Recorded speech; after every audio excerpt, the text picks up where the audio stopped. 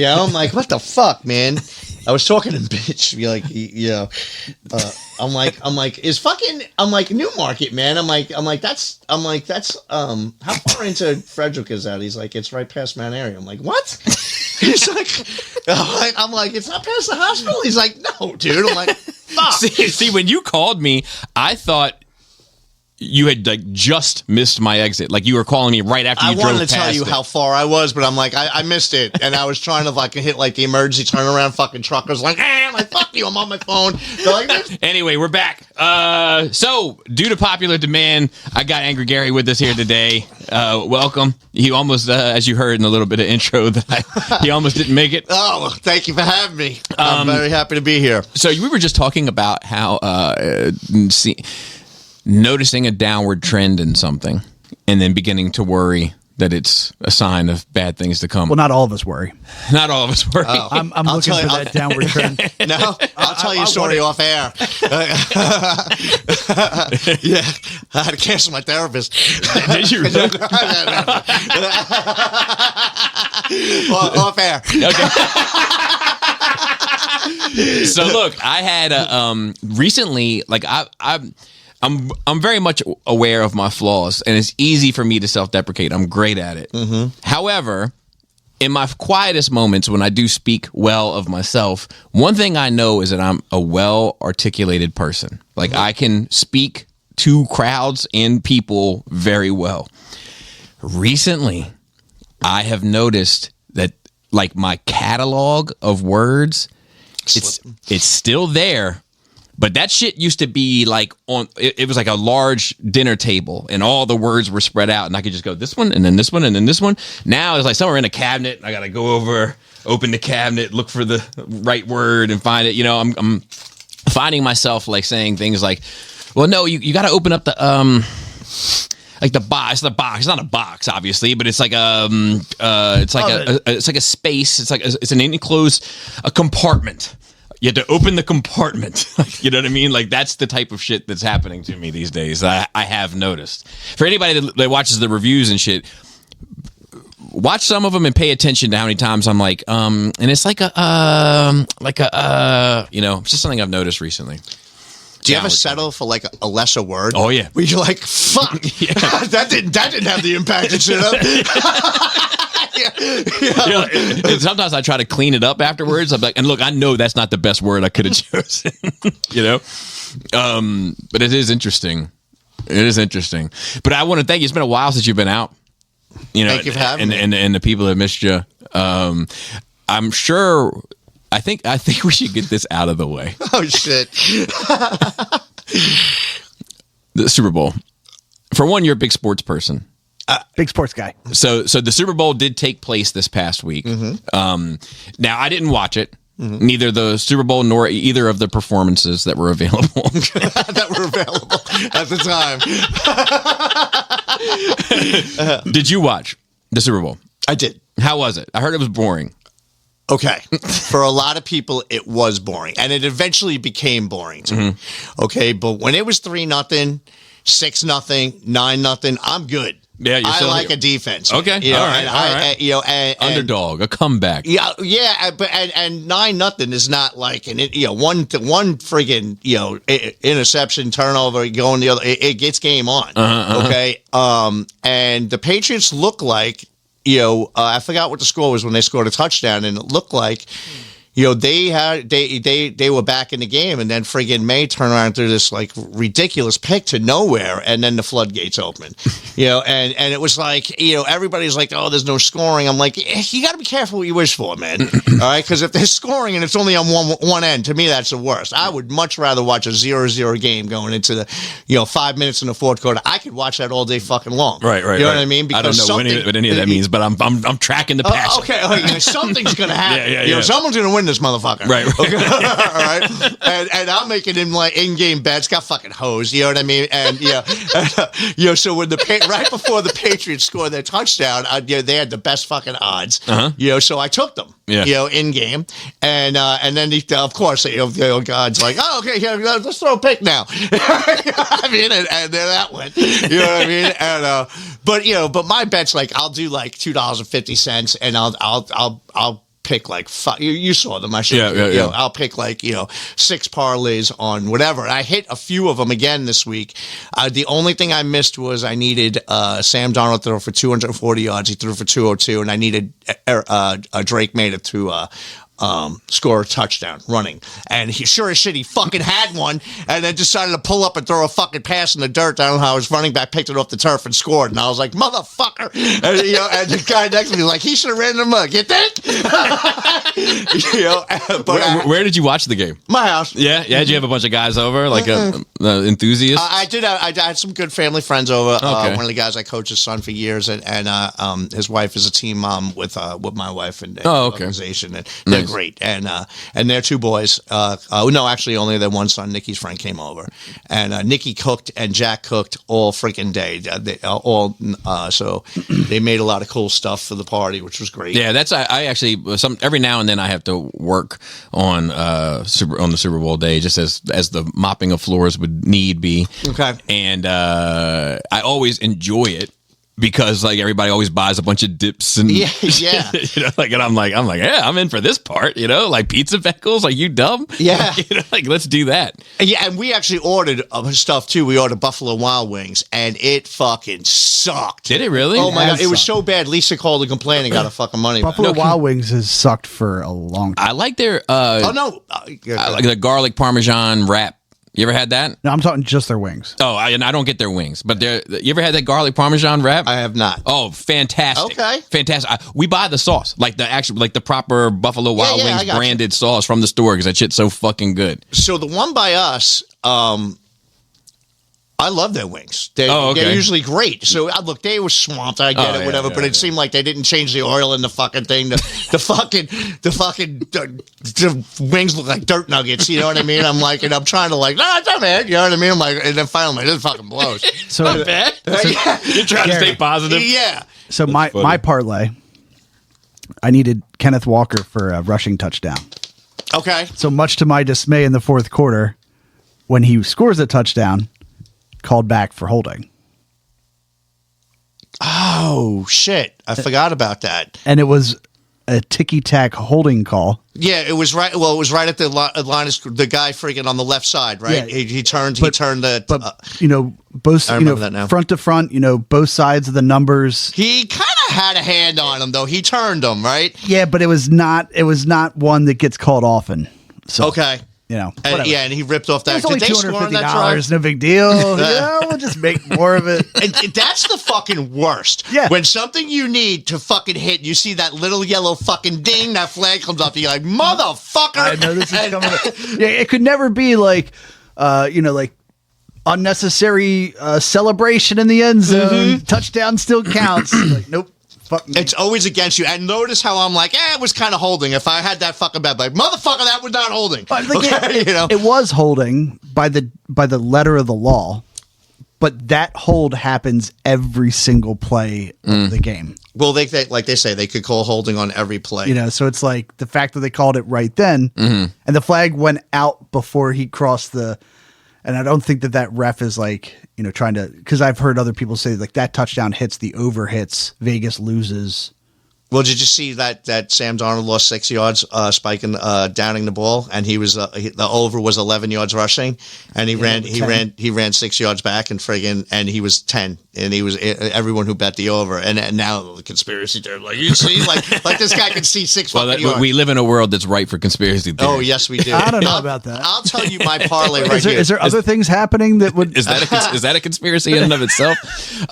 Did you watch this halftime show? I did not. Okay. Next thing you're going to tell me. I went the alternate route. You went the alternate route? I did. Okay, so now I looked into this. Now you are, just as we get into this conversation, for the sake of the Everyone's listeners. like, you know what? I fucking hate Gary, man. You are in part Puerto Rican, correct? Yes. Okay, just want to make sure that that's out there, it's out there. As we get into this conversation. Got a lot of family. As it goes. Yeah.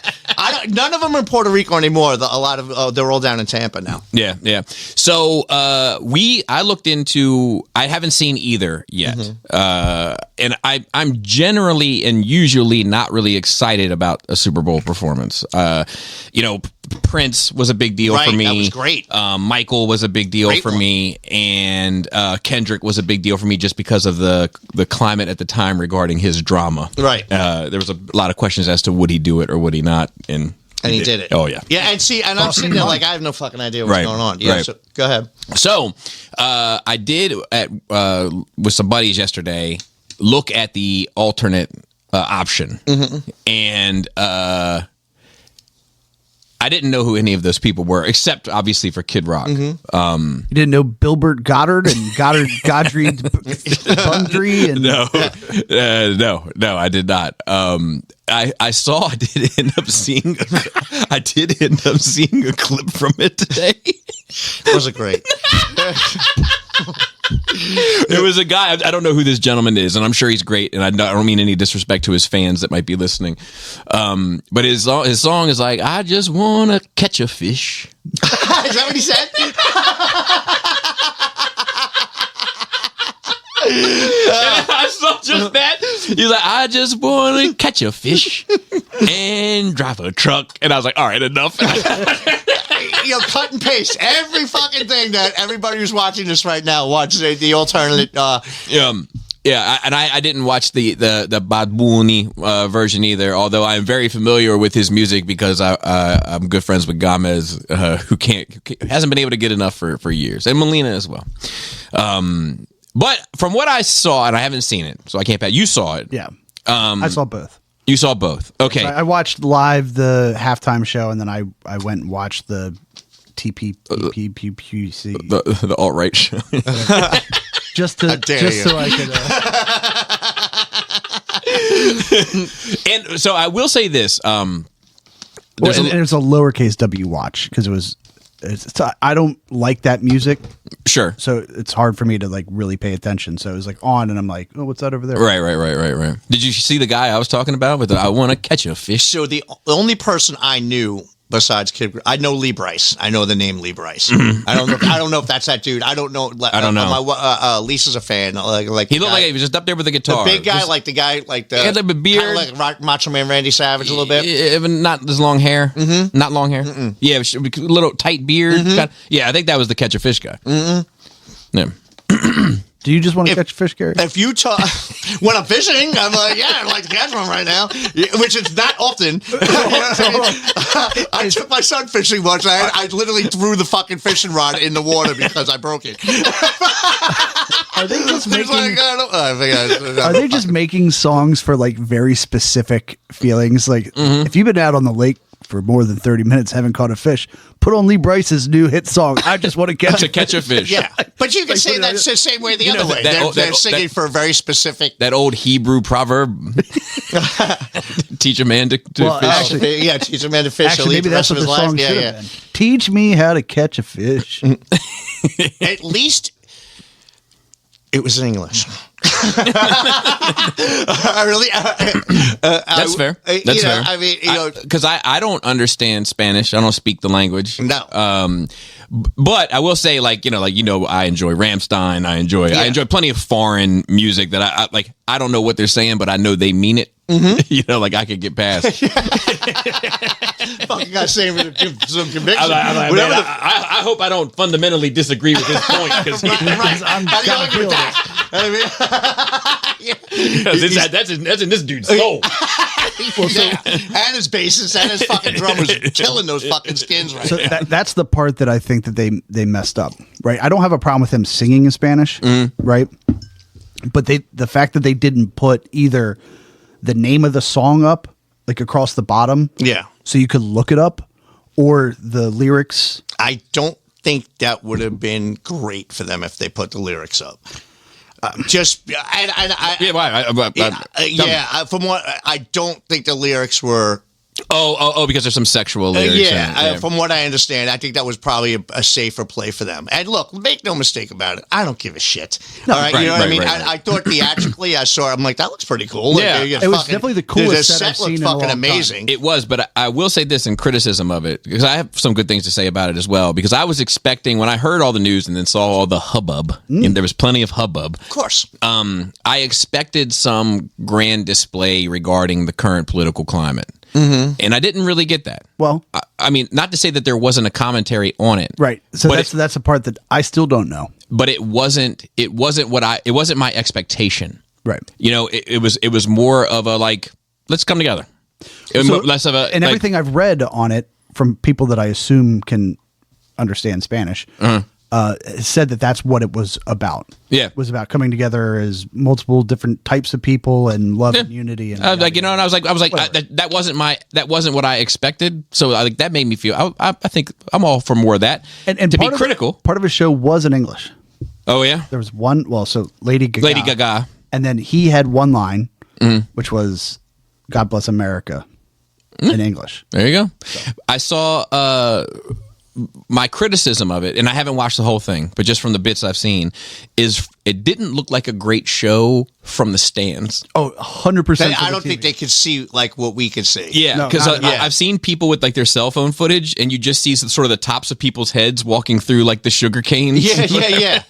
I mean, look, man. Did you ever see what the hell was that movie with Vince Vaughn when they go on that island and they try to all Couples retreat? Yes. You see when they get to a point where like they could take two paths and you know one party, you know the singles or the whatever where they could go.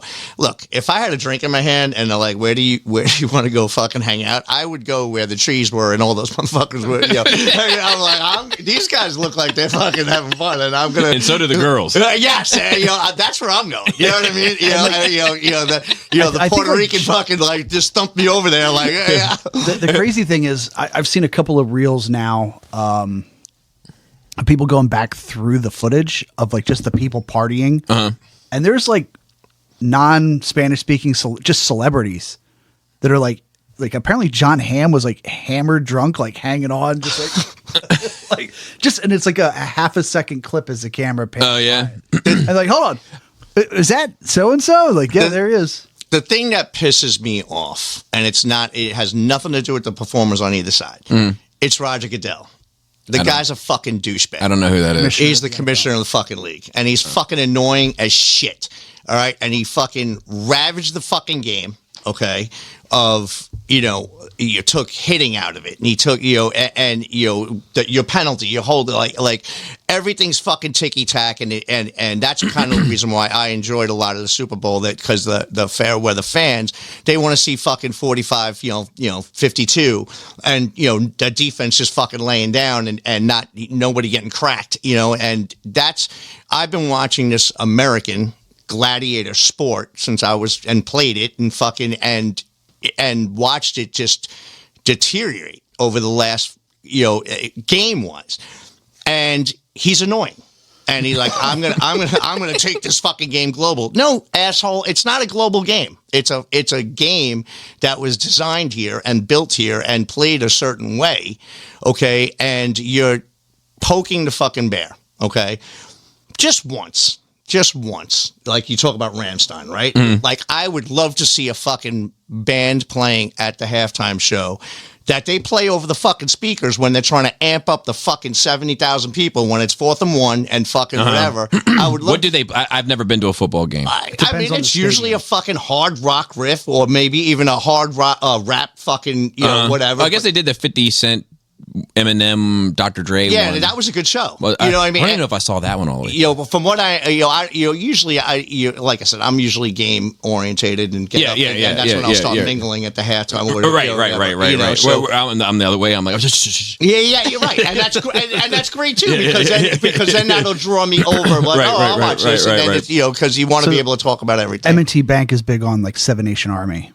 Yeah, they almost like I want to say hijack. I'm a Steeler fan, so whatever. They almost kind of hijacked that song and in a good way, and they made it theirs, like and that's what I'm talking about. That's the shit I want to see. I want to hear fucking Metallica fucking blowing the fucking. I don't know if I want to hear Metallica. Okay, now. a Metallica type blowing the fucking speakers off. With a ghost drummer. Lars? You talk about people losing it from age. Yeah. I mean, he's just been fucking up recently. Oh, has he? yeah. Okay. Oh, yeah. I mean, but AI Lars. Yeah. every time I saw them live, they fucking killed it, and it was. And I hate the black. I don't hate the Black Album. Oh, let's talk about it. Because I think you and I park our cars in similar garages in that regard. Like, yeah. I mean, how different can a garage be? So I don't. So depending on. I don't have one, and it's been the bane of my existence. And my wife and I fight about it all the time. But it's depending on what day you catch me, the Black Album is either their last good album or their first bad album. It's the beginning of the end. So that's my point. Is like it is undoubtedly, but depending on what day you catch me, I might say it's the last good one. Yeah, or I might say it's the first bad one. It all depends on the day. And if it's the first bad one, everything after that shit, they can keep. I can listen to Death Magnetic, but I have to be in the right headspace. Is that a band or is that it's an album of theirs, like later down the line. It's one of their albums? Yeah, it's like their second to last or third to last, but like that's one of the last ones I can listen to. After the Black Album, it's the only one I can listen to. Which is the one that had Moth to the Flame on it? Is that the name of the song? That was actually a good fucking song. I'm like, oh, these and Lady Gaga sang it actually with them, and that was actually fucking amazing. Yeah, she's dope. She came out and fucking sang. There was one, I think, Moth into Flame. Moth into That's a fucking great song, and I don't know what album that was off of, but even like a couple of my. Oh, that was later on. That was after all the Fuel Fire. Oh, that was ridiculous. Give me fuel, give me fire. Terrible. Are you fucking kidding me? Terrible. Like, I love race cars, and you're like, dude. Like fucking. You're talking. You were singing about a guy who was like fucking like confined to a box. Like, and like the Black Album reminds me of like the first time you saw that fucking Luke was gonna beat Vader, like in Return of the Jedi, when you're like, oh motherfucker, like he's fucking, he there's a weakness, and it's almost like the girl that you saw in high school that like nobody paid attention to. There's like a movie trope. Nobody paid attention to her, but she's hot. And she's going to be a great fucking girl, and then she gets mixed up with a couple other girls, and they turn her into like this hot bitch. You know what I mean? And then you're like, yeah, we knew it was underneath there the whole time, but you don't have to show it that way. That's kind of how the Black Album is to me. Like, it doesn't have to be so polished and perfect. Like, I know it was under there, but I was okay with the mistakes. I was okay with the errors. I was okay with the grimier sound and not everything sounding like it was like crystal clear 4K THX produced, which is my issue with the Black Album. Okay, and you obviously have a more technical, Well, it just doesn't. It doesn't sound as raw to me in the same way as like Justice for All. So like, and that's where it changed. And then everything after that, it gets worse. It gets more polished. It gets more produced. It gets more hit driven. It gets more. Commercial is an easy word to use, but it's the right word too. It's what the machine is putting out, as opposed to the emotion that you want coming. Yeah, from the music. I often look at like. And Justice for All is like one of those albums that we were talking about the other day, where it's like you can have your preferences for music. You can like rock, you can like rap, you can like country, you can like blues, you can like whatever you like. But if you're into music, then you can't listen to Injustice for All and not recognize that it's something special. And the thing was, the problem I think with the Black Album was that. And again, I'm no music aficionado, you know what I mean? But it made so much money, but it was going to do that anyway. Everybody was waiting for that Metallica fucking album to come out. And I think it was Mutt Lange who fucking was, the producer. Yeah. The Def Leppard guy. And with the amount of money that they made, I look, and I could be wrong. I think they assumed that it was the fact that they did go commercial, and it was everybody was waiting for that fucking album to come out. It was like NWA's second album, same thing. Yeah, you know what I mean. Everybody was waiting for it. It was gonna blow the fucking doors off of whatever. If they would have stayed the same, I think they would have had the same outcome. Money wise, I really do. Maybe, but I mean, like when you talk to people, like you talk to like. If like you're talking about the stadium, right? Like I've never been to a football game, but if I was the DJ, right? And maybe I always wanted that job. Maybe if this would change now with the success of Master Puppets from fucking Stranger Things, but you take the Stranger Things bit out of it, right? If I'm trying to get that fucking crowd hype and I'm playing a Metallica record, I'm playing Enter Sandman. see, and that's the thing. I'm a Yankee fan, right? Okay, and my wife and I had season tickets during the heyday, and I got her on board, and we well, not see, we had Saturday home games, so it was 14 games a year, and plus, but you also got one playoff every year, and I took her to our first game. We were actually with all our friends, and the Yankees were starting, they were going to win the game, and I was like, no, we're staying, because I wanted her to, when Mo came out, it was Enter Sandman. And, good night, motherfucker. Yeah. Game's over. And it's a cool song. Yeah, it's a good song. It's a very cool song, But that's what I'm playing because that's the course. song that everybody knows, that everybody loves, that like in 2026 it's going to capture everybody. You wouldn't And he play became I Wanna the Catch a Sandman. Fish?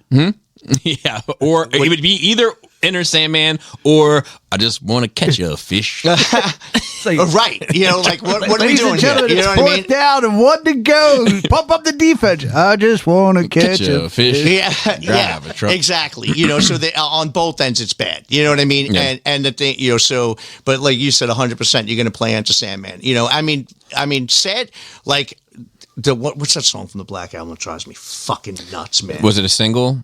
Yeah, Unforgiven was a single. Sad but True was a single. Wherever I May Roam is a single. I love Wherever I May Roam. So that's my favorite song on that album. I also love Sad but True. I like Sad but True also. But what's the other one? Nothing Else Matters. Oh, Nothing Else Matters. Oh, Yeah. that's the worst song. that- Never opened myself this way. Shut the fuck. Man, come on, man. You know what I mean?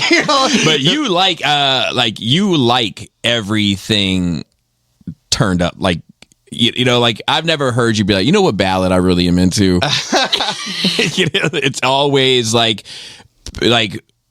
guitar strings on blast, pedal on blast, drums on blast. Like whenever I hear you talk about, I remember even like when we were driving, we used to drive to work back in the day, and I would try to turn you on to like different stuff, and I would play like Marilyn Manson sometimes, and you'd be like, and then like I played this one called Antichrist Superstar, which just starts off with like it's right in your fucking face, like immediately fucking bashing you over your head, like, all right. You're right. Yeah. You're right. I'm a simple creature, and I'm like, like my puppy at the house. I It's fucking funny think it's because nuts. now that we're on, I remember listening to Rammstein one time, and we were it was playing a couple songs had been playing, and then the song America came on, right? And in that song, he's like, this is not a love song. I don't speak my mother's tongue, right? It's like part of the bridge to it. And you're like, see? And I was like, what? I was like, what? I turned it down. And you're like, what the fuck? What the fuck do you got to say about it? Like, and I'm like, well, I think it's the perspective of how American culture affects the world culture. He's like, yeah, but it's obviously not a love song, right? He's saying it's not a love song. I'm like, well, maybe he doesn't love it all. I'm like, well, what the fuck's not to love? I just remember that as a random memory. But yeah, you love that. Some of the best conversations. Yeah. There's another song. I think Wolf and Man is on Black too. And that's Into the Days. And it's about a fucking werewolf, I think. Yeah. And I fucking love that. That kind of stuff when it comes to metal, I'm out. Like anything that's like the dragon, and I'm like, nope. But if you the beginning of Wolf and Man, lift up my mighty sword. I'm like, Oh, nope. you would love Manowar. I fucking love. Actually, there's a video of me working out at work, and fucking I'm cranking Manowar, and it's. I was having a conversation. Wolf and Man is a really good song. If you hear the, it's good. Too. I mean, I've clearly heard it before, but like, sometimes you bypass shit. And you forget, But I was having a conversation recently about Black Sabbath, right? And I was talking about how like I like metal like Black Sabbath specifically because at that point metal hadn't lost the blues yet. My issue with metal a lot of times is that into the late 70s, into the early 80s, a lot of metal lost the blues. And then it became about lift up the sword and slay the dragon. And I'm like, I'm not interested. Iron Maiden? But it's like a simple fucking Black Sabbath record just about like loving a girl and like having your heart broken, but sounding the way that it sounds. I was like, oh, all right, I'm good with this. Well, technically, they're the first metal band ever. Yeah. I mean that album is fucking bananas. The Yeah. first one. I mean, that was Paranoid. the late 60s, right? Well, that was the first. The first one was what was the first where he was just standing on the cover? It was like it was Black and White. I don't know what Sabbath, Bloody Sabbath was. The Black Sabbath was the first one. I Yeah. think the Sabbath, Bloody Sabbath was the second, I believe. Yeah. But you ever hear Ozzy talk about fucking like he's like, we just went out there to scare the shit out of everybody and fucking. I mean, But this guy's talking about fucking Satan taking over the world and fucking war pigs. I mean, you could bring that. I mean, it's so relevant. Yeah, I agree. You know, and the lyrics were I mean, Paranoid is one of the. But I mean, even like the fucking like like what's the I think it's the fourth album that like she gives me loving every night and day, never gonna leave, never going away. Like that's a heavy metal song about a girl that he doesn't want to leave. Nice. You know, the blues is still in there. Like so that's what I connect to. I think more so is like the soul of the shit. And like when it gets into like the dragon slaying, I'm out. So like Iron Maiden was very much into, they played it like Aces High is about a fucking fighter pilot. You know what I mean? It's a great song. I mean, but they also, Number of the Beast is crazy. I mean, it's about a possession. You know what I mean? And it's, and then he takes both sides. Like first he's talking about the guy who's getting fucking possessed, then he talks about the side of the possessor is like, and you're like, and the guitar in the beginning is fucking nuts. Run to the Hills about, do you ever hear the beginning of Run to the Hills? I mean, I'm sure I have. It was Iron Maiden, right? I've listened to Iron Maiden's catalog, but it never connected with me in any real serious way. Across the sea, he talks about fucking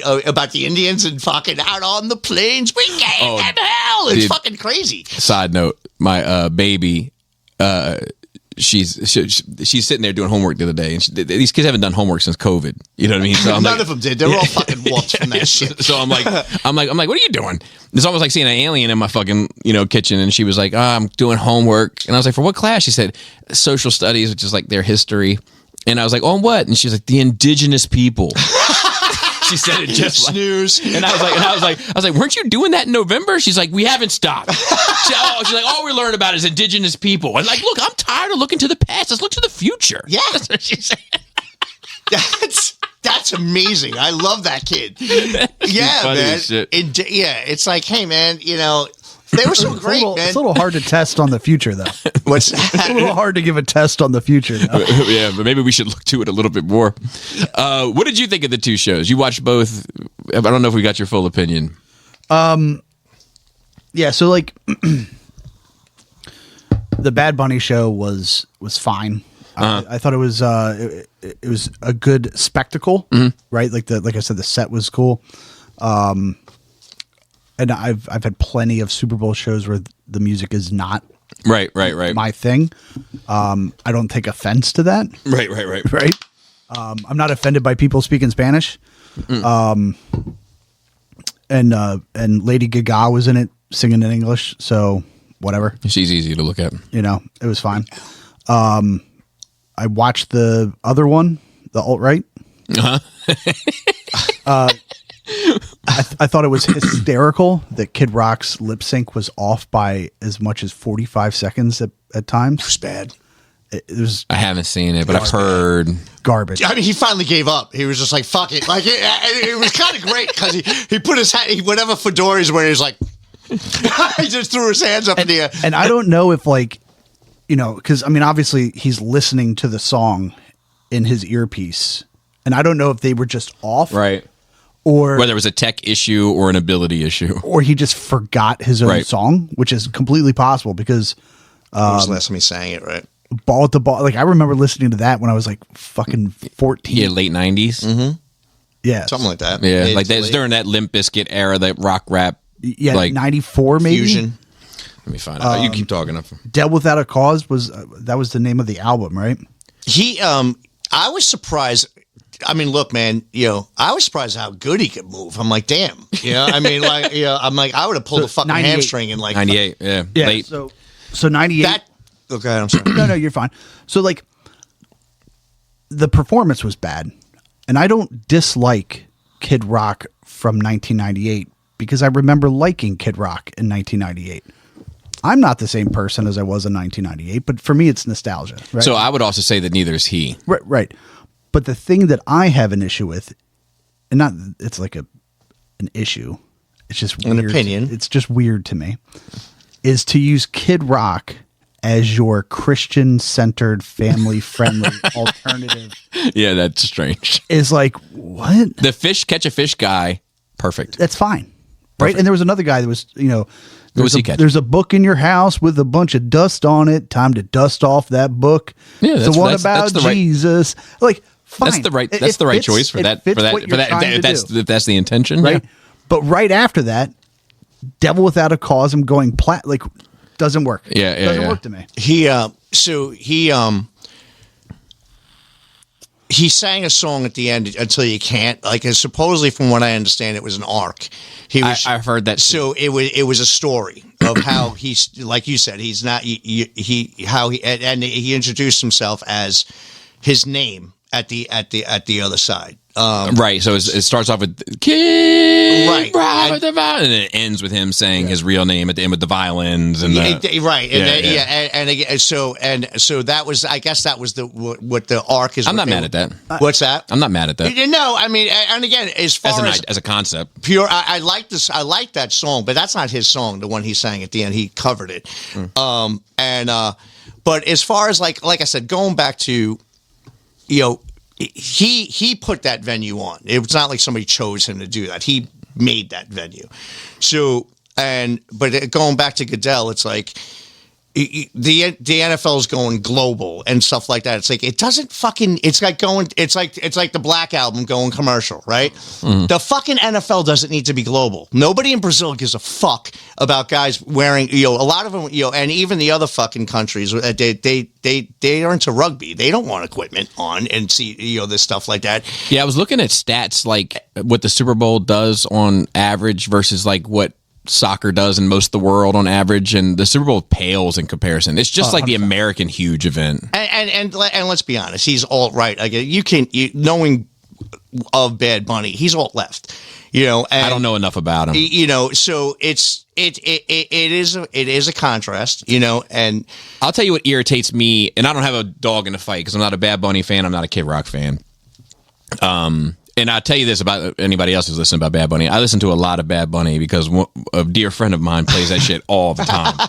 But let me tell you, every fucking record I've ever heard from Bad Bunny has the exact same drum programming. Yeah. Once you find the right one, don't move on. It's kind of like Fans Toys. yeah, And like every time, like and a new song will come on, I'm like, damn, that's intricate. What is that? Boom, boom, boom, like it's the same drum sequencing every time. Now I listen to New York drill music. People accuse that of the same thing, so I get it. But it still stands true. I'm not out here trying to say drill music is something it's not. That being said, without having a dog in the fight, I forgot where I was going to go with all of that. Open the cabinet. yeah. You see. Fuck. Where were we just a second ago? Going global. Yeah, Alt left, alt right. I don't know enough. I don't know enough about what he's saying, what he's talking about. But what does irritate me as a person that's just like, I'm cool with just standing on your principles, especially if you're like an artist, like whatever your principles are. I'm not expecting. Like you take like Old Dirty Bastard, right? Like I'm not expecting Old Dirty Bastard to necessarily be my voice of reason. I just want him to be an artist and do some artist shit, right? But to me, like I know that Bad Bunny like refused to tour in the States because of the political climate, and because he came back on that, that does seem this is one insincere, disingenuous was the word I was looking for. That does seem a bit disingenuous. What was that again? I'm sorry. That he refused to tour in the States because of the political climate, right? But he was willing to perform in the States for the biggest event that catapults your catalog into and that's why Goodell picked him. It was a political move, undoubtedly, and he always does that. And he's a fucking asshole. Yeah, but there's nothing wrong with the commissioner of the league doing something that is on its face innocuous. I don't know what that word means. That's not even in my fucking room. Is that in your cabinet? No. Fuck you, man. Speak English, American Jack. It's harmless. Choosing an act. Choosing an act to play. Well, I mean, so if you look at the facts of it, Bad Bunny is one of the most popular. He's the biggest artist in the world right now. Artist in the world. Yeah, what does that mean? gives a shit? I mean, I'm he's just saying- 85 on the So top. So I Billboard. can make a counter So argument. hold on. So if you look at it like, okay, the Super Bowl wants to be the number one sporting event in the world. It already is. So hold on. So why wouldn't you choose the number one global artist to perform? Well, I at guess your that goes back to him saying it shouldn't be global. But I'm just saying. Right, but if that was your intention, So if that's his intention is to Right. make it global, and at But least it's he's not. at least he's on. you said, par well, you with said it is. You said that is his intention. No. That pick is not his intention. His intention is to be an antagonist. Well, So- it could so be let me two finish things with- could be true there. Let me finish with the point. So, on its face, it's harmless to choose an act that makes sense to put in there, Mm-hmm. right? Number one show, number one act, right? On its face. On his face. Take Bad Bunny out of it. Let's If say it was Taylor Swift. If she was the number one artist right now and they chose Taylor Swift to do it, that wouldn't be the wrong choice. But they never did. But I'm saying But she was the number one artist for how many fucking years? correct. But let's say hypothetically Mm-hmm. for this scenario, if she was currently the number one artist and they did choose her, it would make sense in a way. But that's what I'm saying is that she was the number one artist for years, Right, and but you he can- never chose her because So- she so- didn't so- carry so- that. But No, last no, year, no, 'cause you can Kendrick make a was counter- the number one thing happening. Kendrick was the number one thing last year, but you can make the counter argument to both of your points in that make like choosing the number one artist is uncommon for the Super Bowl. Yes, sometimes like, they bring back like Prince rocked was- that shit in like 2007 or Right. some shit like and that's the thing. Sometimes you bring something back that's fucking Bruce Springsteen and the E time- Street Band is like way past his prime. Yeah, and the thing is like as far Fucking Rolling Stones. I mean, if you write like Get a Fish, I get it. It's fucking. But if you were able to get fucking, if you were able to get the lyrics that this guy was speaking in Spanish, it's probably just as fucking absurd and ridiculous as. I don't think it's Grab that a absurd. Fish. But you say it again. I don't think it's that absurd. Maybe not. But I That's one of the most guarantee absurd songs I've guarantee you heard. they would win first and second. So I don't know. and maybe not. And just Dust It Off might have been. we might have to revisit this conversation and maybe we should do Compare. that. We should And compare. I'll read Bad Bunny's lyrics and you read. All right, let's do that. All right. Yes. All right. So we'll do that next time around. All Okay, right. And I could be walking into a buzzsaw. I'm like, hey, you know what? Those are pretty good fucking lyrics. You know what I mean? And very appropriate for the Super Bowl. You know what I mean? Maybe. All right, so- He's like, yeah, get a first down and kick the fucking shit out of people. You know what I mean? to bring my point home, right? So choosing an act, right? If you're trying to get more publicity for the Super Bowl, It's the NFL. How much publicity you need? Well, you're the one saying that you were going to watch the he's trying to Super make it Bowl- a global thing. Right, So if but- that was your intention, you would get the number one global artist. No, so hold on. So past that. So you were definitely going to watch the Super Bowl. You were definitely not, Correct. right? And you were definitely not last year, Except I watched Kendrick. except for rewatch Kendrick. Did you watch Bad Bunny? Didn't work. No. So it didn't work on him, but it got him last year to watch, to tune in for at least the halftime show. It's true. So for what pushes advertisers, you know, to want to go there to increase Revenue. the revenue, the thing got him. So this year, the more people that talked about Turning Point USA versus Bad Bunny, all Spanish. Oh my God, it's attack on this. Right. All it's doing is driving fucking revenue for advertising. But they lost agree. 6 million viewers that they would have had.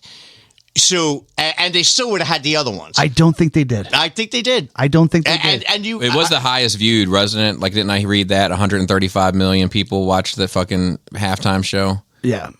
so That's the highest viewed highest it's halftime ever show been. in NFL history. so It's the what? So highest what it's ever hap- been. what And hold on, happens- Turning Point USA's, most people streamed it on YouTube. Do you think the TV was off? That's a good point.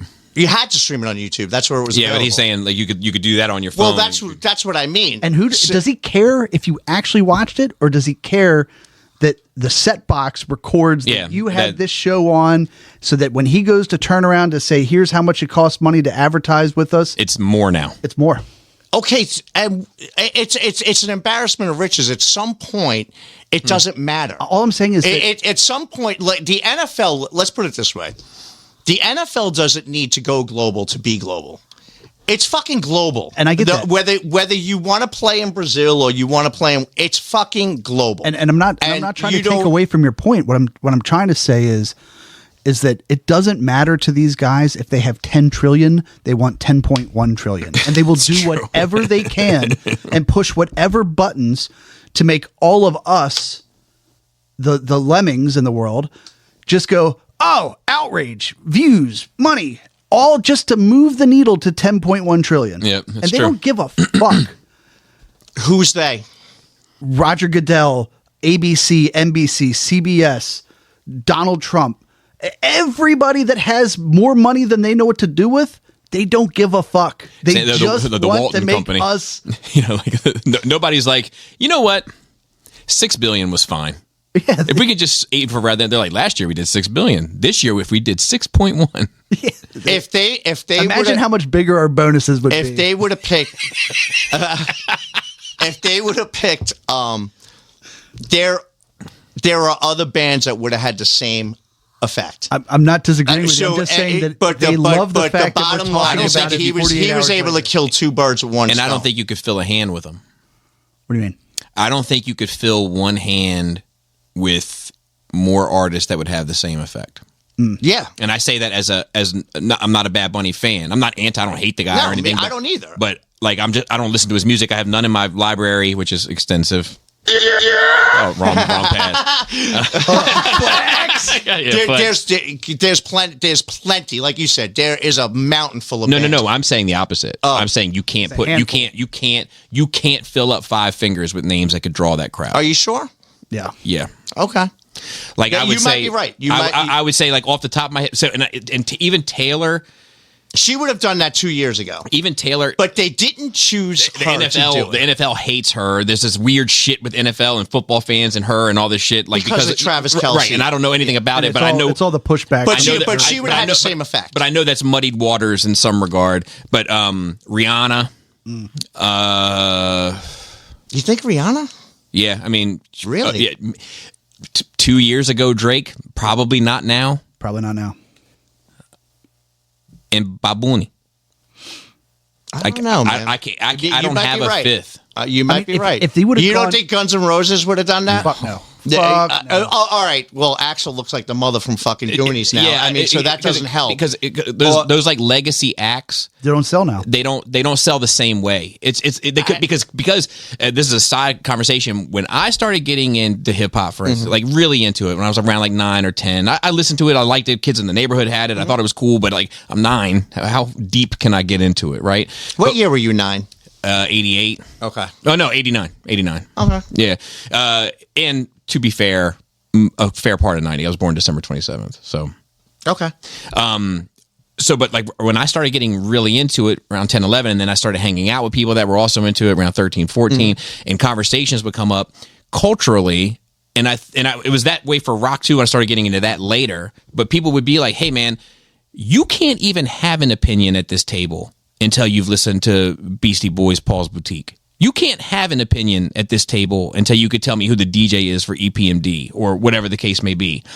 And I don't feel like today music culture is like that at all. Because it's all instantly obtainable, instantly and accessible. then the next thing is instantly obtainable. So yeah. Correct. So I don't think that like for me when I was a kid, even though EPMD was kind of already done by the time I started really getting in. When I got in, it was more so Rakim, Public Enemy, and some of the later stuff. But I would have been excited if EPMD had come on. Like, I think if kids today, if you were to even say something like Jay-Z, they don't give a shit. Nope. You know, they don't Jay-Z give a is- shit. They don't give a shit. So I don't think legacy acts move the needle The anymore. thing I found before Taylor Swift hooked up with Kelsey, she was the largest actor in the world. She wasn't picked to do the Super Bowl show. Correct, but She didn't. no artist that was topical was either. And I'm not Usher. disagreeing. 2 years ago it was Usher. Yeah, and I'm not disagreeing with the fact that what Usher had a goddamn Vegas residency at the time. Like he's way past his Bad prime. Bunny covered two things that he's trying to accomplish. That's why and same thing with Green Day. You know, and I thought Green Day sounded very good. You know, I've never been able to get into them. You know, I've always I like their music. You know, what they say. Look, man, whatever. You know what I mean? I like their cover of John Lennon's "Working Class Hero." Oh, okay. I don't even know John Lennon's version of it. Both of them are great. Oh, okay. Yeah, well, John Lennon, right? Yeah. I mean, so, but Bad Bunny, make no mistake about it, covered 2 bases. I do agree with you there. And that's why he's an asshole. And it's like, you know what? Fuck you, Goodell. You made the sports shit, and you want people. That's why he's an asshole. I'll tell you what, that guy wasn't the country artist wasn't the only one to catch a fish that bloody night. But that's my thing is like, it's just designed to make. It's the same thing as social media, right? It's the algorithm playing out in reality now For engagement, to They're either just attack it or trying- defend it. Right. But like They I s- just want to make it divisive. but The again, like I addiction said- to the fight, not a solution. Right. Exactly, and that's Hey, that's you a know, good, you know, I mean, you know, obviously he had that. Didn't you send that? Yeah, Yeah. that's the that guy, Clear Think. Yep. The Clear Think dude. You know, so yeah, I get it. I get all aspects of it. You know, money's is just it's never enough. You know, I get that too. But you know, I mean, it's just it's. You know, Happy Gilmore. I know what you're doing, and I don't like it. I agree with you on that. And I remember going to my grandparents' house, and fucking, the only thing they played in the Puerto Rican was ones? fucking, yeah. Well, my grandmother's Puerto Rican. Yeah, It works out for the sake of the story. Yeah. My grandfather's Mexican. So fucking. So the only thing you had on the fucking radio was Spanish music. And I was like, fuck. This just fucking sucks. And there was no different. Watching, and You're trying to turn up. They're over there. Boom. Boom, yeah. And it was, I mean, it was great because eventually we started playing cards and fucking got into what we did there and shit like that. But it was awful. Right. I was like, this fucking blows, man. And it was just so bad. I'm trying to watch the fucking Yankee game in the other room and like, can we shut that down? Yeah. So Gary, what's been going on with you recently? You've been up to anything, doing anything? No. No? No, my life fucking sucks. Why? Well, we got a puppy. I showed you the pictures of, man. And I had a Freudian slip and thumbed it down. I was like, dude, it was the most beautiful thing. Like I mean, this thing's like an angel. You got to see the face of this thing. I'll show I you a just picture. immediately How thought. can you thumbs down this I was thing? trying to send it a ha-ha, but I just thumbed it down. It was like my subconscious took over. Rick James, man. I wish I had more thumbs. Bobby was saying 2 thumbs, 4 You get thumbs 4 down. thumbs down. Bobby's thinking, he's like, yeah, you like it now, and eventually it'll just disappoint you. Dude, apparently this thing's a fucking Wolverine because look at me. All right. Look, how could you thumbs down that thing? All right. I mean, I can't, but I haven't been disappointed by a dog apparently the same he's a way. bad bunny because he fucking just bites the shit out of it like he's a fucking nightmare, dude. Banicula. What? That's a deep pull. That is. Banicula. Banicula. You remember that? Bad No, bunny is I'm Benito. like, is that So another word I don't know? It was probably after you, but like it was Okay. in elementary school. It was a book that we had to read. It was about a rabbit that turned into like a vampire rabbit at night. Oh, and shit. His name was Banicula. I thought you said Blackula, man. No, that's a 70s reference. Oh my god, it's like my favorite movie ever, man. I have it on VHS at my house in a fucking case. It's amazing. Mama Waldy. Fucking dude, man. Great fucking movie, dude. Fucking dude. Oh, that's great. How's wife, kids? Everybody good? Well, so, oh gosh, she's gonna kill me. So she wanted a dog, and I didn't want a fucking dog, right? I was Talk like, to me. Well, Talk to me. I'm like, we lost our dog 6 months ago. Broke all of us in fucking 2, man. You know what I mean? Charlie, God rest his soul, man. Mm-hmm. And but there was a level of, Freedom. Thank you. I didn't want to say it. All right. Freedom. But yeah. All right. Like we don't have to worry about crating this motherfucker. We Right. don't have to worry about boarding if we're going to go on a trip or some shit. Like, yeah, I get it. And I'm no jet setter, all right. Yeah. But a little bit of like, okay, I need to focus on us. Who was really wearing the leash? Yeah, right.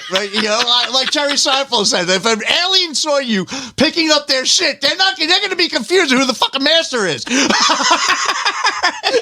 Right, all right. Yeah. So, and even not wanting that fucking responsibility. Yeah. I go in the cabinet for that one. Okay, I forgot how annoying a fucking puppy is, man. Yeah, This motherfucker, I'm like sitting on the couch. This mother will jump from like 5 feet away and bite my fucking nose. I mean, I'm like, dude, and now I'm the asshole, right? And I'm like, that fucking mean old man. I'm like, dude, I'm like, during the Super Bowl, I'm wrestling a fucking gremlin, like trying to fucking, whatever. Trying to hate Goodell. Yeah, and she's like, I'm tired. I can't sleep at night. I'm like, I don't want to fucking hear it. All right? Yeah. I say so my dog now, we're sitting on all this fucking snow out here, right? All right. My dog won't go to the bathroom. It won't fucking go. No traction. It doesn't. It won't touch the snow. It's afraid of it. So like it won't piss or shit in the backyard because it considers it part of the house. So it like just won't go back there. Okay, well, there's a bonus to that. There's a gift and a curse. But like, so they're taking it outside. They take it outside 30 times a day. Mm-hmm. They're lucky if they get one piss out of this fucking thing. Right. It's gonna have kidney stones before you know. Like, and you got to count the pisses. Like, is that enough? Yeah. So like, she's like, it's my wife. It's so cold out there. I'm like, I know how you could stay warm. Get rid of this motherfucker. Yeah, right? And that was another part of the thing. I'm like, plus, it's fucking winter. I'm like, you realize this is the worst. And then we got the fucking winter from fucking, from Ice Age. Okay, on top of it, I'm like, what the fuck is going on right now, man? And to fucking cap everything off, man, my fucking neighbor, who I love, he's a great guy, whatever, but he's got these two fucking idiot dogs, man, that they're on a like a free range fucking doggy door, right? So they can come and go out of the house whenever the fuck they want. So whenever my little fucking gremlin wants to go out and take a shit or go to the bathroom, these things come out and start barking at him, and he's running with like a fucking broken off tail, another tail, and I'm like, this fucking, that's another thing about Gary is like if you're in his family, you can do no wrong. I remember we went out to dinner. This is 20 years ago, and we went out to dinner, and his son threw a rock, like a big ass rock, like into the street. And this car like had to like swerve out of the way, and I was like, "Whoa!" And he's like, "Oh, the cars are coming through here, 30, 40 miles an hour." Like, and who the fuck has a rock going at a restaurant, man? I mean, there's fucking kids over here.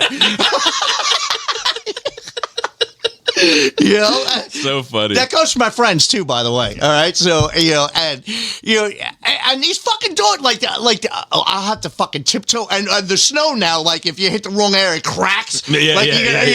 And then this motherfucking like.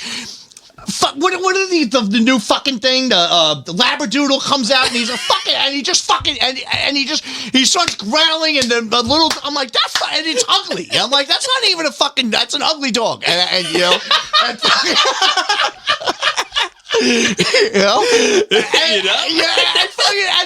then the thing goes in the house. I can't get it outside, and when he has to poop, he gets really super rambunctious. I don't know what it is, and that's when we know. And so I know he's not done. And the fucking anyway, I lost words. Yeah, I don't have enough cabinets to fill what the fuck is going on. Right now. How are the boys? They're great, man. I mean,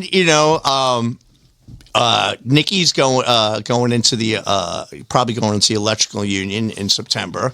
Nice. God bless him, man. I mean, kid's got a 3.6 average. He does good in school and everything. And he's like, I think he's trying to I think he's trying to have mercy on my soul because he's like, he knows I don't have to scratch for college. And he's like, I'll just fucking dad, I'll just work.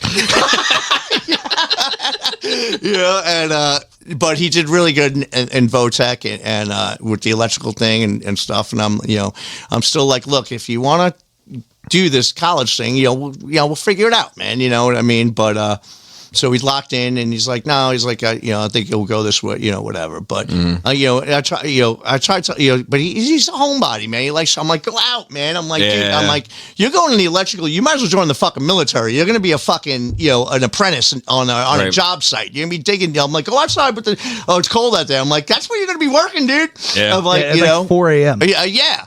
I remember that. I mean, it was a fucking nightmare. So, something about going back in this email union, but and Jack's doing good, man. He's holding down his job. He works facilities for the county. Right. But I would love to. Jack made me a steak last week, man, and I a couple of weeks ago because I was working out and I put that down.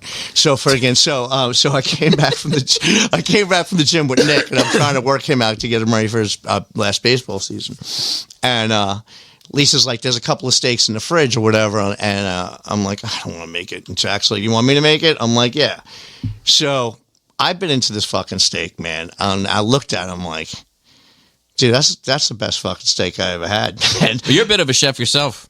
yeah, thank you. I appreciate you saying that. And I try to tell him I started him. He gives me no fucking credit. I'm like, I gave you something. He's like, no, I learned that myself. I'm like, oh, fuck you. Yeah. Anyway, I've been into this motherfucking steak, man, and I was like, dude, I'm like, please, let's start looking at some fucking night schools. I'm like, you got to understand, man. I think some of those places will place you too. Like if you make it through their program, they'll place you at a restaurant at the end. Well, with some of the places, depending on how big the school name is, there's restaurants waiting to hire you. Yeah. Yeah, and he's like, oh, it's a tough life. I'm like, you bitch and moan about your job all the fucking time, Yeah. man. And this, I'm like, you understand? You know how many people get an easy life? Right. Very few. Right. What did Bruce Lee say? Yeah. Bruce Lee say, don't pray for an easy life, pray for the strength to endure a hard one. Yeah. And that's fucking amazing. Bruce Lee's the sickest fucking dude that ever fucking lived, man. And he's great. So I would love to see him fucking do that because it's one of those things where I'm like, dude, you're really good at this. Yeah.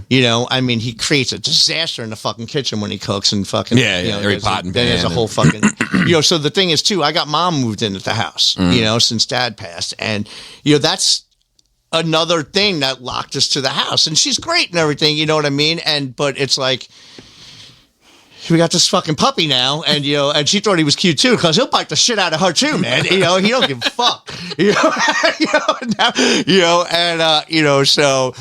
it's been a lot. It's been a lot. You and I also mop for the same company. Are you still planning on doing 20 years? Yes. Really? Yeah, I hate mopping. But I'm at the point in my life where I just hate everything. Okay. I'm just like, dude, man. I feel like you weren't too far from that point when I first met you. No. I mean, now I'm like completely over the edge. Like I've just concealed the fact that I hate everything, and now I'm the fucking puppy hater at the house. I'm the dog hater here for sure. Yeah, I try. Your dog almost bit my face off at your party. It wouldn't have. Well, she'd have been too afraid that your face would hurt her teeth. But the thing was, I would have deserved it. I was so in the bag. I'm like, no, he loves me. Like everybody loves me. I'm like, yeah. And Lisa's like, motherfucker, leave the dog alone. And I'm like, really? She's like, a dog is too scared of everything. She's cute. Yeah, she's all tore up with. She's got a rash all over. She's a mess. She's the most miserable dog I've ever met in my life. Just a dog that's just never happy. Just not a shred of happiness. She's not angry. Well, except for when Laura comes home with groceries. She's happy with Laura. 5 minutes. Aside from Laura, she's just generally unenthused. It's like I hate to say this, but it's like, why did I get a dog? Yeah, you're supposed to bring you're supposed joy, to bring some right? love into my you want to cuddle and snuggle and fucking fucking give me a paw for Christ's sake. Something. I'm with you, man. I'm not here to serve. You're my service dog. Yeah, man, Yeah. Farrell, how was your nerd week? Oh shit. So I think the last time we talked was we hadn't gotten to right? Sorry. Was my mic low enough to pick that up, man? Are you hungry? Maybe. I don't eat much anymore either. So I was watching Age of Ultron. Uh-huh. Right? So I finished that. I finished Ant-Man. Yeah. How'd you think about that? Well, so let's go back to it. Yeah. Ultron. Not a fan. No? Did you see that shot I was talking about? Like the splash page shot where it's like, it might be a comic book thing, but it's like where they're all together and they're fending off and the camera like zooms all around. You see that like them all from different angles. And to me, it was like just this one example of like, it felt like when I turned the page of a comic and it was like a big splash page on the comic, like in live action. So like, unfortunately, that had to have been in the last third. Yeah, it was when they were fighting all the drones. Yeah. So when I kind of like write a movie off, yeah, gotcha. I'm just trying to get through it. Right. And that's kind of how Age of Ultron was for me. You know, like I saw Petrie or whatever, the twin die. You know, and I was Quicksilver, and I didn't care. Yeah, they didn't invest enough into that character. You know, and like Wanda was supposed to. I didn't care. Didn't fucking care. Yeah. So yeah, I mean. I really want to like all these movies. But they're not all to really be liked. Yeah, but I'm saying like to the audience, like, oh yeah, like I'm going in hoping to really like it. Best expectations, And it's been rough a couple of times. Is it a series? like he's watching the MCU. Oh, okay. The whole So that was the one with what's his name's voice, right?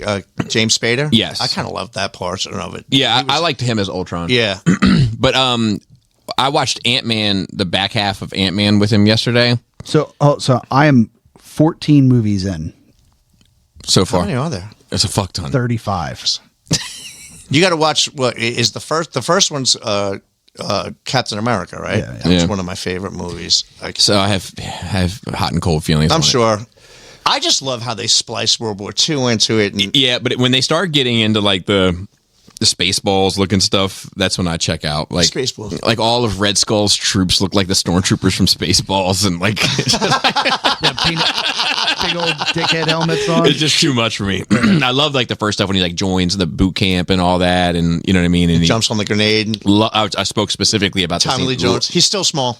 Yeah, I love that part. Yeah, love it. Yeah. But I was gonna say about Ant-Man, watching it just yesterday with you, I was like, man, they couldn't get away with this No, movie it's now. fucking terrible. They couldn't get away with this movie now. Like, How come? because they were able to get away with it because they were so on fire. Right, like everything they were putting out. Black was, Album. There was, yeah. Except the Black Album, you can still look at it and be like, man, that's pretty good. Like, you know, like. See, I remember liking Ant-Man. So I do Paul too. But Paul Rudd will make you like anything. I do too, but I'm telling you, I watched half of it yesterday and I was like, this is a rough watch. Is it? This is a rough watch because if you're not vested in like the comics and everything else, because It's just bad. when I'm watching it hacky. with him or someone else, I'm always trying to put myself in their shoes.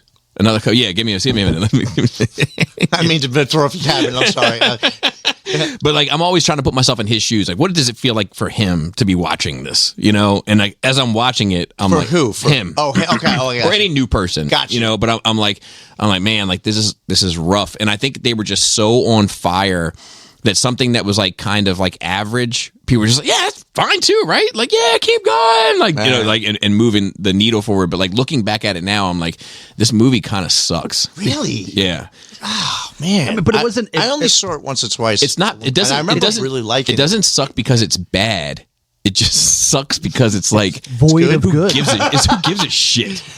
Okay. So it's not bad in the sense that like the story doesn't make sense or the acting is just terrible. It's bad because it's hacky and void of anything real. Like there's like the jokes in it are fucking lame, Okay. right? Like, Yeah, they're I fucking agree. lame. I agree. Like all that like cutting when like the Spanish dude is like telling the story and like she told my aunt, and then my aunt told the car guy, and the car guy told the golfer, and then the golfer passed it to, and it's like cutting to like the different things. It's like, Was that like kind of a play on the spider that ate the fly because it's a bug and it ate the whatever? no, it was just like him telling people like how he got to where he is, like regardless of like they're like how did you end up here? It's like, well, and like as he's saying these like really short things, like little video footage is showing of these actual events happening, and it's meant to be like gimmicky and fun and everything, but like watching it now, it's just like this is dumb. It's dumb. So what was the and I don't remember, what was the end? He fights Yellow Jacket. Was it not world ending? No, not at all. And that's not necessarily a bad thing. No, I think that's where like every it's the whole city. Sometimes like everything's gonna fucking sometimes it's enough to just save the girl. Yeah, right. Thank you. And like I think that in that movie, it's really just his family that's in jeopardy. It's like his daughter specifically that he's kind of somewhat estranged from because the mom has moved on. He's behind in child support or some shit. I remember liking the stepfather, the what cop. He was a cop. Yeah. I like that guy in general. He's pretty good in movies. And there was definitely big guy. I don't know. Oh, that's weird, right? I'm like, I don't really like that guy. Oh shit, you're like big guy. All right, relax. No, Jesus, I gotta take a break. I gotta go reevaluate. You keep talking. I'll get you another cup of coffee. I don't want you to have to stop. No, Why don't you tell me how to make it? Because I was going to say one of the cool parts of it, and this is like just the storyline, was like he's got those discs and some make them smaller and some make Alice in Wonderland. Yeah. So like he hits the Thomas the Tank Engine with the bigger one, and the fucking thing like explodes out of the house. Like that's the kind of shit that was cool. I agree. And we just didn't need all of the super hacky, like tongue in cheek. Yeah. That was like Michael Douglas in that too. Yeah, he's the original. How was he? Giant Man or he's the original Ant-Man. He's fine, but he's fine. But it's a lot of the normal storytelling problems where they overtell.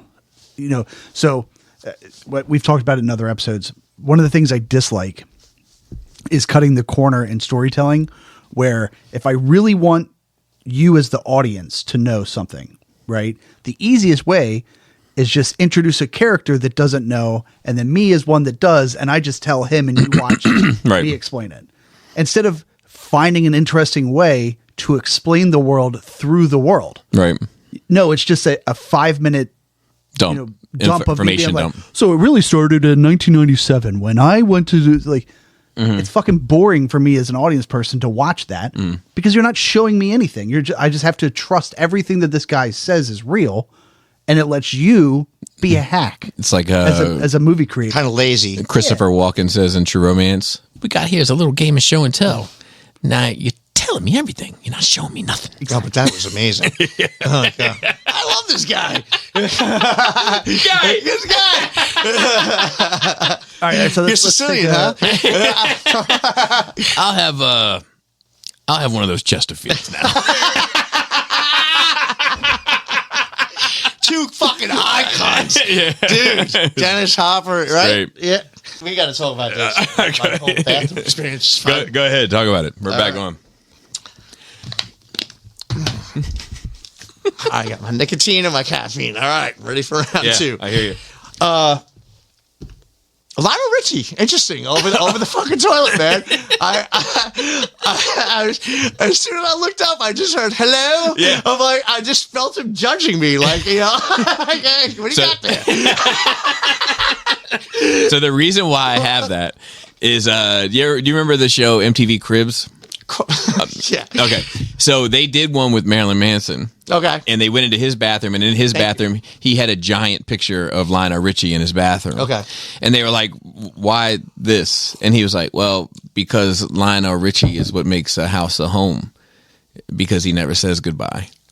He only says hello." Interesting. And I was like, dude, when I get my house, I'm getting a picture of Lionel Richie from my bathroom. Dude, it was the first I heard it. Like it sang to me. And then I'm washing my hands and then I'm like Michael Jackson is behind me. with E.T. Yeah, with his arm on E.T. I'm like, right before I saw the other door, I'm like, this is fucking I took the long way. To get into his fucking bathroom.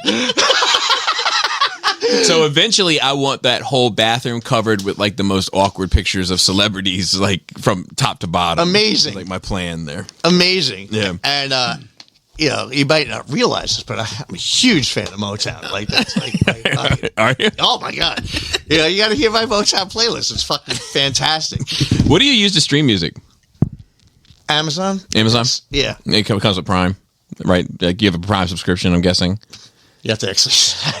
Do you order some shit on Amazon? It comes like the same day or the day afterwards? I've never ordered anything online in my life. Are you serious? I go to the store. Isn't that crazy? I mean, so it's not crazy to go to the store.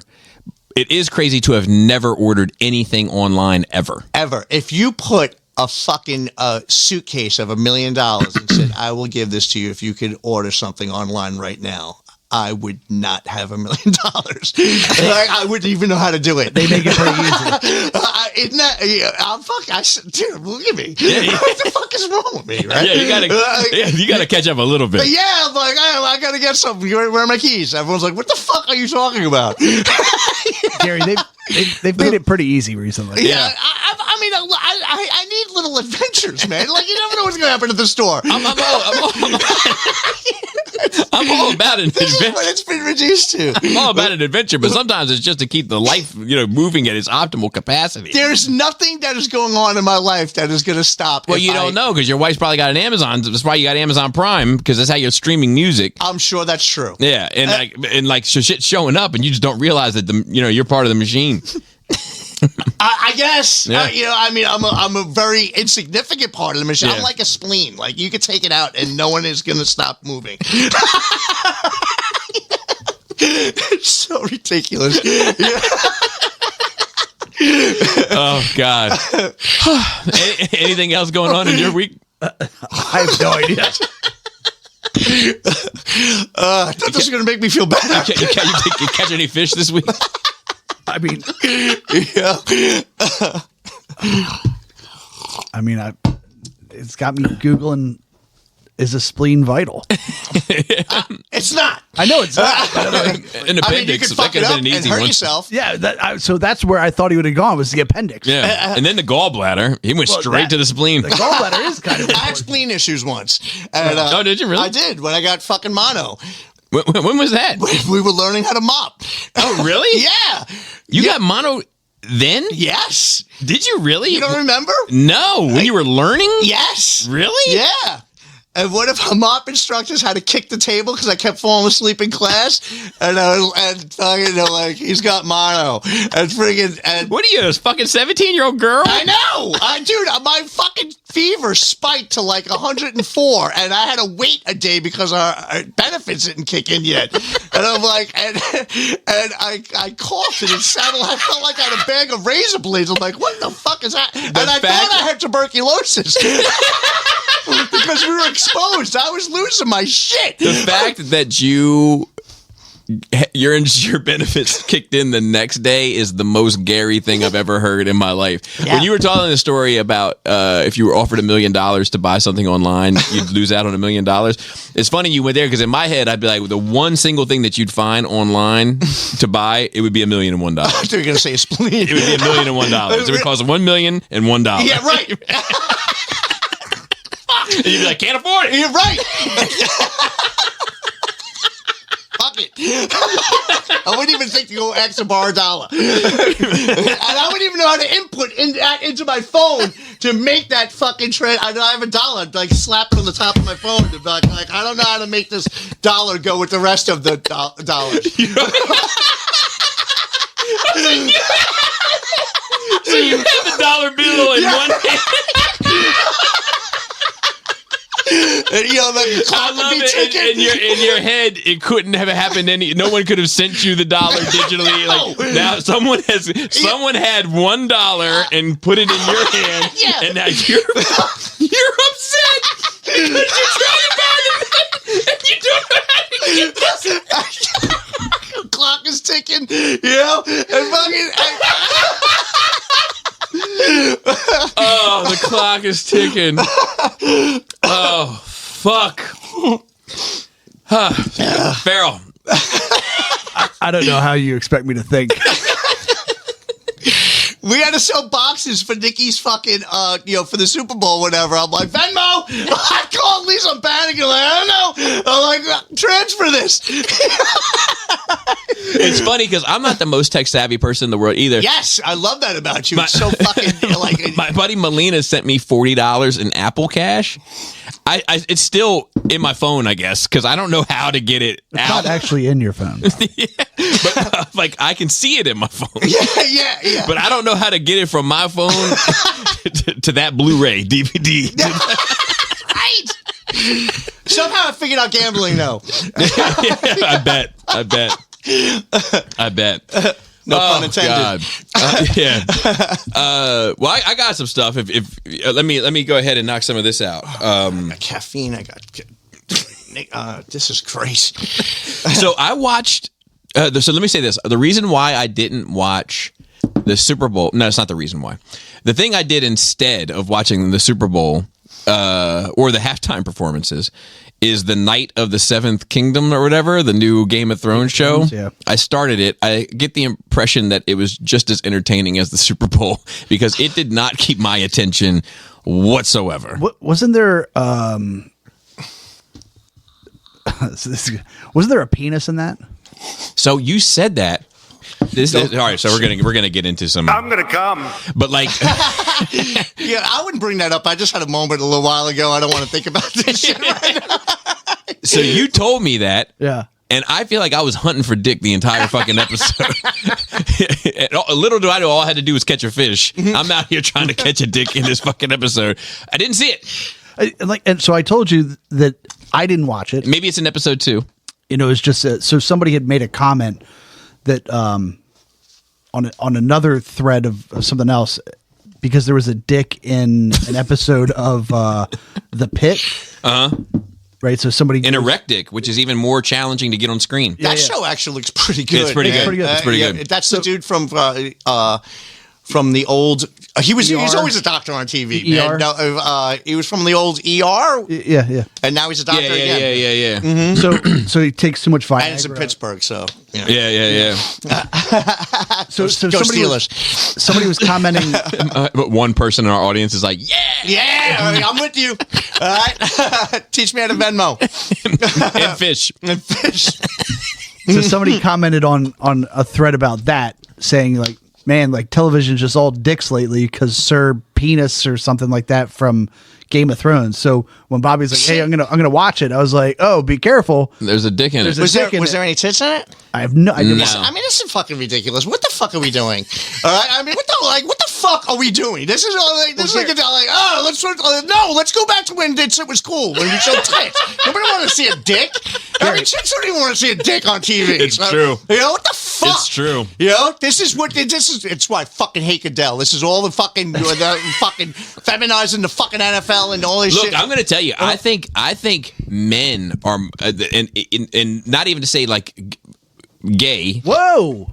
Like I don't even think it's a gay thing. I just think men, generally speaking, get more excited about dicks on screen. Than Clearly, women. Like when I was watching The Pit, and that dude's erect dick was like because he got like he took like some priapism or something. he Viagra. took Viagra and it got 4 hours. We're going on 12, right? So like They put a needle in it. so- They did. They did, right? So anyway, I know shit. They're showing it. They're showing it, and I'm like laughing my ass off. Right? It's like this erect dick on the screen, and to me, that's hysterical. So it's like My it's wife- not a. My wife has covered her. She's like, "Oh God!" Like like she's like covered her eyes and turned away from the screen. See? You know, like it's. I'm not on Team Dick here. Well, clearly you are. Well, my catching strays. look, this is what happened. Like, I never would have talked about some fucking dude. Like, oh, this is what the fucking culture's doing to me right now. The fuck? All right, let's show more tits on fucking nobody. All right, you wife wouldn't cover her eyes. No, not at all. No, why Not would at all. she? Not They're in the least. beautiful. Yeah. You know, nobody Yeah. wants to see that. She actually comments on them more than I do. Like we'll be at like a restaurant or something, and like we'll get, she'll be like, that waitress tonight, huge tits. And I'll be like, oh really? I didn't even fucking notice. Now you need a needle in your Now I dick, could draw her ass like a Picasso, if, but This is so stupid Yeah. where we've gone. Like, no, dude, what the fuck? yeah. Turn yeah. it back. So anyway, Game of Thrones has a long history of showing penis on screen, so I was expecting it. Does it? Yeah. Oh, it's all through. Like the South Park did a whole thing where like they. I watched Game of Thrones through like. Oh, you ever saw a heard lot the? of dicks, then. You ever heard the South Park song? The South Park theme song for Game of Thrones? Oh, but I Oh, can't dude, wait. yeah, it's great. It's great. It's worth getting demonetized over. Let's see. I mean, it's taking money, right? Yeah. from this show. Yeah, I got you. All right, ready? Wiener, wiener, wiener, wiener, wiener, wiener, wiener, wiener, wiener, wiener, next to another wiener, wiener, wiener, two wieners. alongside yet another wiener party, wiener party, party party. Wieners nice and soft, non-erect wieners. Flopping wieners, flopping wieners, dangle wieners, dangle wieners in my bag. Stop, please! I can't take it anymore. But this is the best part. Right before King Joffrey gets poisoned, everyone flops their wieners all around his face. Yeah! Dude, I remember Joffrey getting poisoned. I don't remember the wieners, man. Oh, go back and watch that show. There's more dick in that show than any other show I've ever seen in my life. But there's also tits and ass in Yeah. that show, too. Agreed. All right. Yeah, I mean, I'm just saying there's more dick I've ever seen. I believe you. You know, other than a porno film. but Joffrey getting killed was fucking was great. glorious, man. That was Who one of did you hate more, Joffrey or Ramses? It's close. It's close because fucking that other guy that he fucking castrated Yeah. apparently had an epic fucking wiener and he cut it off fucking by baited him into freaking those two chicks. And You he see was it. a sick. He throws it at him. Yeah, I fucking hated that fucking douchebag, man. And I don't think his death scene gave enough. I knew the dogs ate him and shit. But, Yeah. But like, dude, man, you're like, you got to kill this guy better for me, man. I talked about like those two. I've never hated characters more than I hated those two, and I have a hard time deciding which one I hate more tough. from those Joffrey two or Ramses. I think it was Ramses, but like I hated them so much that when I would see them at like premieres and shit, I would hate. Yeah, 'cause I would have to stop myself and be like, they're just a guy playing a part. Yeah. I'd be like, no, fuck him. Yes, You know? and you know that little fucking cocksucker, that fucking So, but I think I hate Ramsey more because of Ramsay he Bolton. fucking came to what's his name as a friend and helped him escape, and then fucking and there's people like that I know, Yeah, fucking douchebag, Yeah. and he fucking so it's, but watching Joffrey fucking die, like apparently he's a really nice kid in real life or whatever, He's like a sweetheart. Yeah, I don't even know if he's done anything else. I don't either. I believe I read like he left whatever, but man, fuck that kid, man. You know, and when he started the slow cough, you're like, yeah, here it comes. And, you know, the one death scene I fucking didn't like was Pascal's because I liked that fucking character. Yeah, man. I did too. And he had that motherfucker dead to rights, and That's fucking. that was the best death scene for me. It was I hated it, man. I'm like, because he had him. He fucking had him. But that's why it was and the he, best. And he had to do that fucking, fucking showboating, you know, Spanish. What's her name? You know, fucking had You to dance raped her, around you and fucking murdered Bad her. Bunny it, and he got his fucking eyeballs fucking plucked out. So, Not just that, his head smashed. oh yeah, I mean, Like a grape. that was the mountain, right? That wasn't his brother. Oh, it was his brother. No, it was the mountain. There's the mountain. Yeah, the hound is The the. Hound. I like the hound. Yeah. Yeah. So I watched a movie with Jaina this week that she hadn't seen. Just the two of us. I watched Terminator 2: Judgment Day Okay. with her. It's still pretty good. Yeah. It still holds up fairly well. Some of the CGI is showing its age. Sure. But you know what is actually the hardest scene to watch in 2026 lenses? It's the opening scene where you get to see the Terminators versus the Resistance, like in the future fighting. Is it because they're like That was the same thing for Terminator. you're like they got shit better now? This ain't the future. Well, we're past that time now, aren't we? No, I think it's 2029. That's why I don't understand all this AI shit. I'm like, motherfuckers, have you ever watched a movie, man? Like, what the fuck are we doing here? You know, I mean, like, these things are gonna fuck you up, But in man. 19, It's, when was Terminator 2? 80. Terminator 2 was 91 ish. So that's pretty crazy to think that 91, when they were thinking like, what's shit gonna be like in 2029. 2029? So that's 3 years away. but I mean, I'm saying yeah. 30 years Right, in the right. future. They weren't even fucking close. They weren't even fucking close because No. that shit, like, I mean, what was it, 7 years ago? We had that weird robot dog that would fall over. Yeah, and now it's like they've got shit that is just walking around and like, But theoretically, they were close. They weren't able to fucking. but they might be like a decade off. Yeah, but the things that they envisioned, the machine, like theoretically, they were close. Yeah, when like making machines smart when and AI shit. Like, hits and they're able to program themselves, I don't think they're gonna be. So in that movie, they have an information dump but it's great. In Terminator 2. They have an information dump between Sarah Connor and Arnold, or in the Terminator, to Miles, whatever the guy who ran Cyberdyne, Sky. You know, they tell him why they're there to kill him. You know, and they're telling him like what happens in the future, but it is haunting. Yeah, like the delivery of it, like even like. You know, Arnold Schwarzenegger, he's no Jack Nicholson, right? Like, he's not a good actor, but to hear him talk, he's like, he's like, at approximately 2:27 p.m., Cyberdyne becomes self-aware. You know, and it's like there's something about the way that he delivers like those series of lines, and I believe every word of it. I think it's funny that at approximately this specific time. Yeah, whatever it is. And he's like, they tried to pull the plug, but Cyberdyne responds and launches a series of nuclear attacks. And you're like, oh, I see how this happened. Yeah, that's a great impression. But no, he's no Jack Nicholson, but that's the right voice for it is. And that's the right delivery. His voice when he says shit. It's the best role he's ever played. In 2 or just that character? 2 specifically, but that character overall, I think so. I liked 1. It's not as good as 2. He was so fucking ruthless in 1. Yeah, but he didn't really. It was all physical, except for I'll be back. So my favorite when scene, he's cutting himself up and fixing his eye in the motel room and fucking just physical. Yeah, it is physical, but it's fucking. It's not violence. No, sure, but it's all physical acting. It's not like line delivery. Yes. In the second one, he's talking like throughout the whole day. No problemo, dickwad. And I'll tell you, like,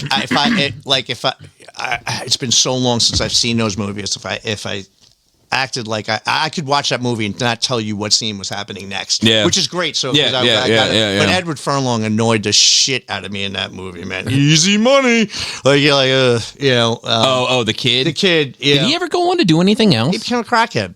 Oh, did he? Yeah, I mean, it's tough. Like that Hollywood. money. Yeah, that Hollywood kid shit eats motherfuckers up. It does, and I shouldn't say like whatever because it's sad because there was a movie he was in. I think that was him where he was. It was a really good fucking movie, man. I mean, people you might think it's campy or whatever, but where he plays a video game and he gets fucking stuck in it, and. It's a virtual academy game, and he's playing it, and all these things start happening in his life that are fucking parallel to the game, and he can't separate. What it's actually a really fucking cool movie, man. Well, I think it's him. Well, anyway, I watched it because we did a music episode on Public Enemy. And I'm half in the bag, and I'm like, and I'll tell you, like, I was like, you don't understand the impact of that group. I was like, there was this movie, it was called Terminator 2, a huge fucking movie, and the kid in that movie wore a Public Enemy shirt the entire fucking movie. And then she was like, really? And I was like, yeah, let me pull up a picture. I just put in John Connor, and she was like, there, he's wearing a Public Enemy shirt. And then I was like, and there was another big deal music about that because that was the reuniting of Guns N' Roses for that one song that they had for that soundtrack, and that was a big deal too. She's like, yeah, and I was like, yeah, you could be mine. Yeah, and I was like, well, fucking watch it this week. So you watched it without one? Yeah, so I did. I'll tell you why. I saw it without having seen one. What? Yeah. I'm 10 years old. Yeah, that makes sense. So there's a scene in 1 that I thought was really awesome. This 1 was fucking amazing. Where there's a lot of scenes that were awesome. They call John Connor's foster parents, right? And so he calls and he's what's the name? Wolfie. Yeah, was that 2? That's 2. Okay, I thought it was. Yeah, it's like he's like, what is the dog's name? Yeah, Max. Mom, I hear Wolfie in the background barking. What's wrong with him? He's like, Wolfie's fine, honey. Your foster parents are dead. Yeah, that was. But he did that in 1. No, it's 2. Yeah, he also did that in 1. Oh, same thing. Yeah, well, that's when he called. What's her name? I haven't seen that first one in forever. He called. Who the fuck did he called Sarah's mother? Oh no, he killed Sarah's mother. Oh, okay. And she called, and he started asking her questions about, and that's how he found her. Gotcha. And his voice completely. That's how yeah. So, and it was amazing. I was about to say because John Connor isn't in 1. Right. So how did I make that mistake? Your foster parents are dead. Because John Connor gets created in 1 when his father comes back in time and fucks his mother. And then yeah. Well, that's what I love And then about. he's like, I gotta go get some cigarettes. Well, Michael See, B. Yeah. I'll Wait, no, say that again. I'll follow my son in 100 years. Yeah, then he goes back to the future. Like he gets her pregnant, and then he goes back to the future. Like he leaves her, to raise the baby on her own. He dies. Oh, he dies. Okay, sorry. Well, and that's another Michael B. Was it Michael Behan? I don't know. Like, dude, I'm he telling you, was I probably haven't seen that movie since '91. He was fucking Johnny Ringo and friggin' he was fucking what's his name in Alien. Oh, Ringo. Yeah, he was fucking yeah. amazing. He was one of the biggest actors that nobody fucking knows. Yeah. And he's got Hudson. He was Hudson. Was he Hudson in Aliens? I don't know what his name was, but he was fucking great. And he was like the main dude. Like yeah. yeah. And what was the other one where they were underwater with what's his name? The Abyss? The Abyss. He was the yeah. fucking SEAL who was just a sick fuck who wanted to.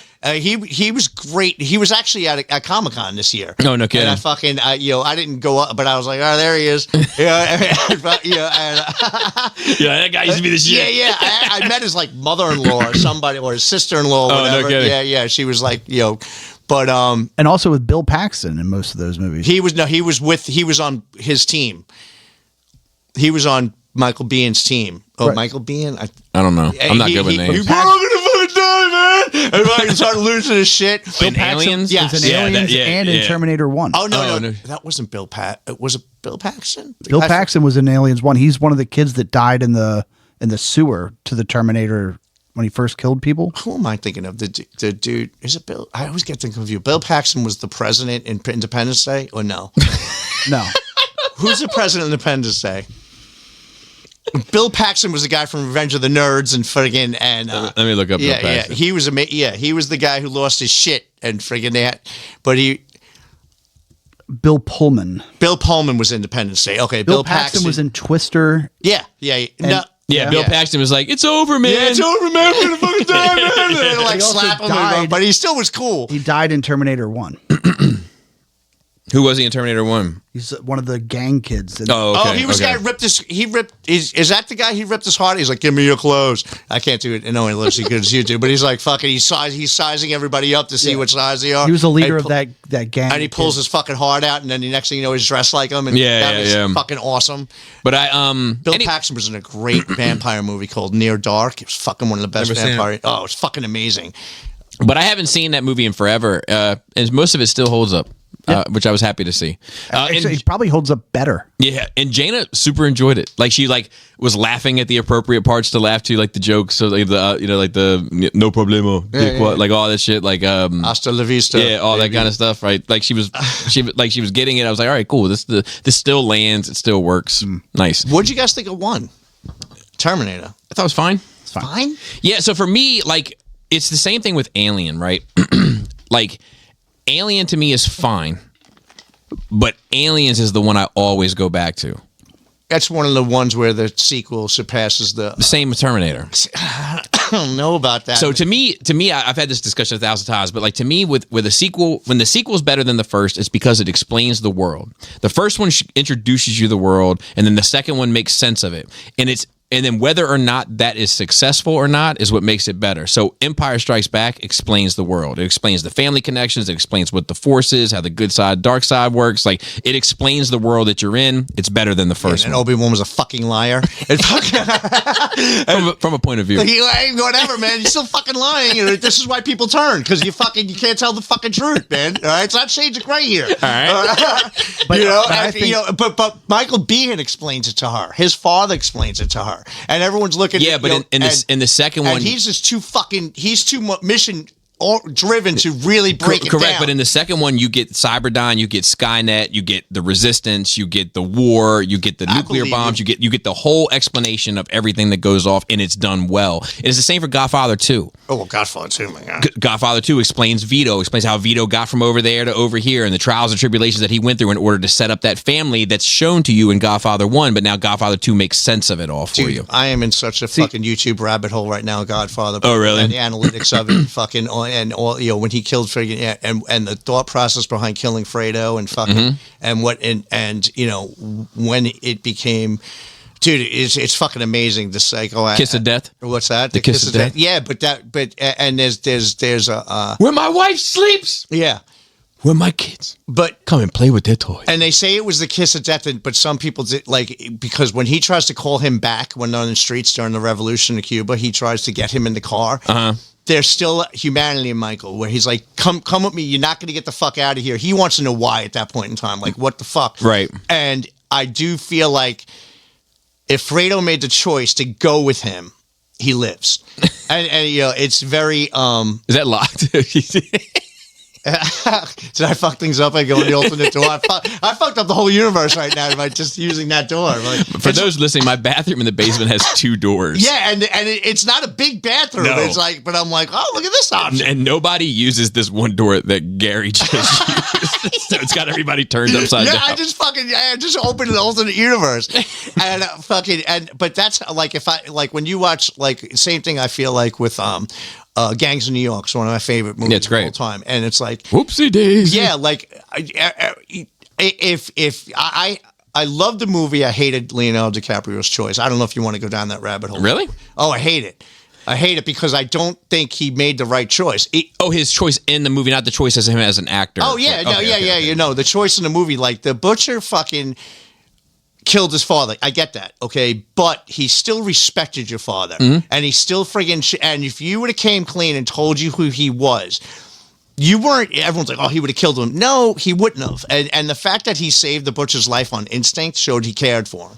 And Ooh, so I don't know if that's how I feel about that scene. well, it was instinctive. He didn't have time to think. He reacted. I think he For me. reacted because he couldn't, because of someone else killing him. Maybe, but Okay, all right. If as long as you give me maybe, I'll roll with it. Okay, go ahead. Yeah, I can't say definitively. Yeah, yeah, but yeah. what I do know, he instinctively fucking saved him. You know what I mean? And that to me showed that, and I think that's what twisted him out. Like he was like, what the hell just happened? But that's the whole motivation for all of it, right? So we can't just forgive the butcher, right? Because then Why? there's not a movie.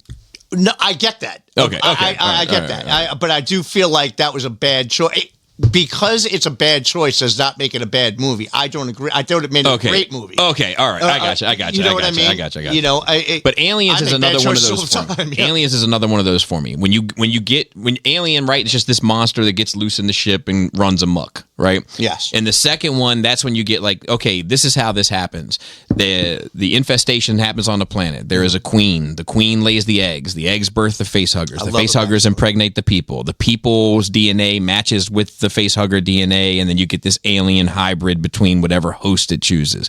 But all that's explained in the second one. You get none of that in the first one. So the first one just introduces you to the world, like Star Wars, like Godfather, like Terminator, and then the second one comes along and is like, and this is how the rules work. And as long as the rules are done well, the second one becomes better than the first. That's I why think the Batman second one Begins is my favorite Batman makes movie the- out of that trilogy because the backstories of me are always so much more interesting, you know, and they really fucking you know, I don't mean to go all over the place. Well, sometimes the backstory is it's the bigger backstory that's often in the second one that makes it like. Yes. Right, okay. Yeah. No, I got you. What were we saying? I was just saying when the second one does well like that, it makes the first one better. And it's so rare to find a sequel superior to the one that got Yeah. you hooked. No, but- I mean, because if the first one wasn't great, you wouldn't be watching the fucking sequel. Right. No, I So- just mean that like Alien by itself would have been like that was good, but it wouldn't be as It's loved. enriched. It's Yeah. It makes one better. I get it. Yeah. So now you can go back and watch one, and it's better now. Yes. because the second one. There are some times where I think sequels are good, but they don't do those. Like I think Back to the Future 2 is good, but it doesn't do anything further for that world. Right. So like while it's good, people aren't having the conversation that the second one is better than the first. Right. You know. Let's see what else I got. Oh, so this is interesting. All right. Yesterday, a little bit of backstory, right? So my mom and her family, respectively, were all Roman Catholic, right? And I was baptized Roman Catholic. I was never confirmed. My dad was my mom's second marriage, and my mom divorced and got married a third time to the father of my siblings, like my half brothers and sisters who I grew up with, you know, But when she remarried, according to her, she was kicked out of the Catholic Church, right? When she went for the third time. Doesn't divorce do that unless it was annulled? So they let the first one slide. Oh. But when she went from the second one to Pay out of it? probably. That's the way you got to do it there. But from the second one to the Sorry, Jesus. from the second one to the third one, there was no going back, and she was kicked out, right? So that's why I was never confirmed, and she went to an Episcopal church, which is Catholic Light. Catholic Light. All right. A little bit of backstory explain. And my dad never gave a shit about any of it. He was like, you're kind of like, whatever floats your boat, you know?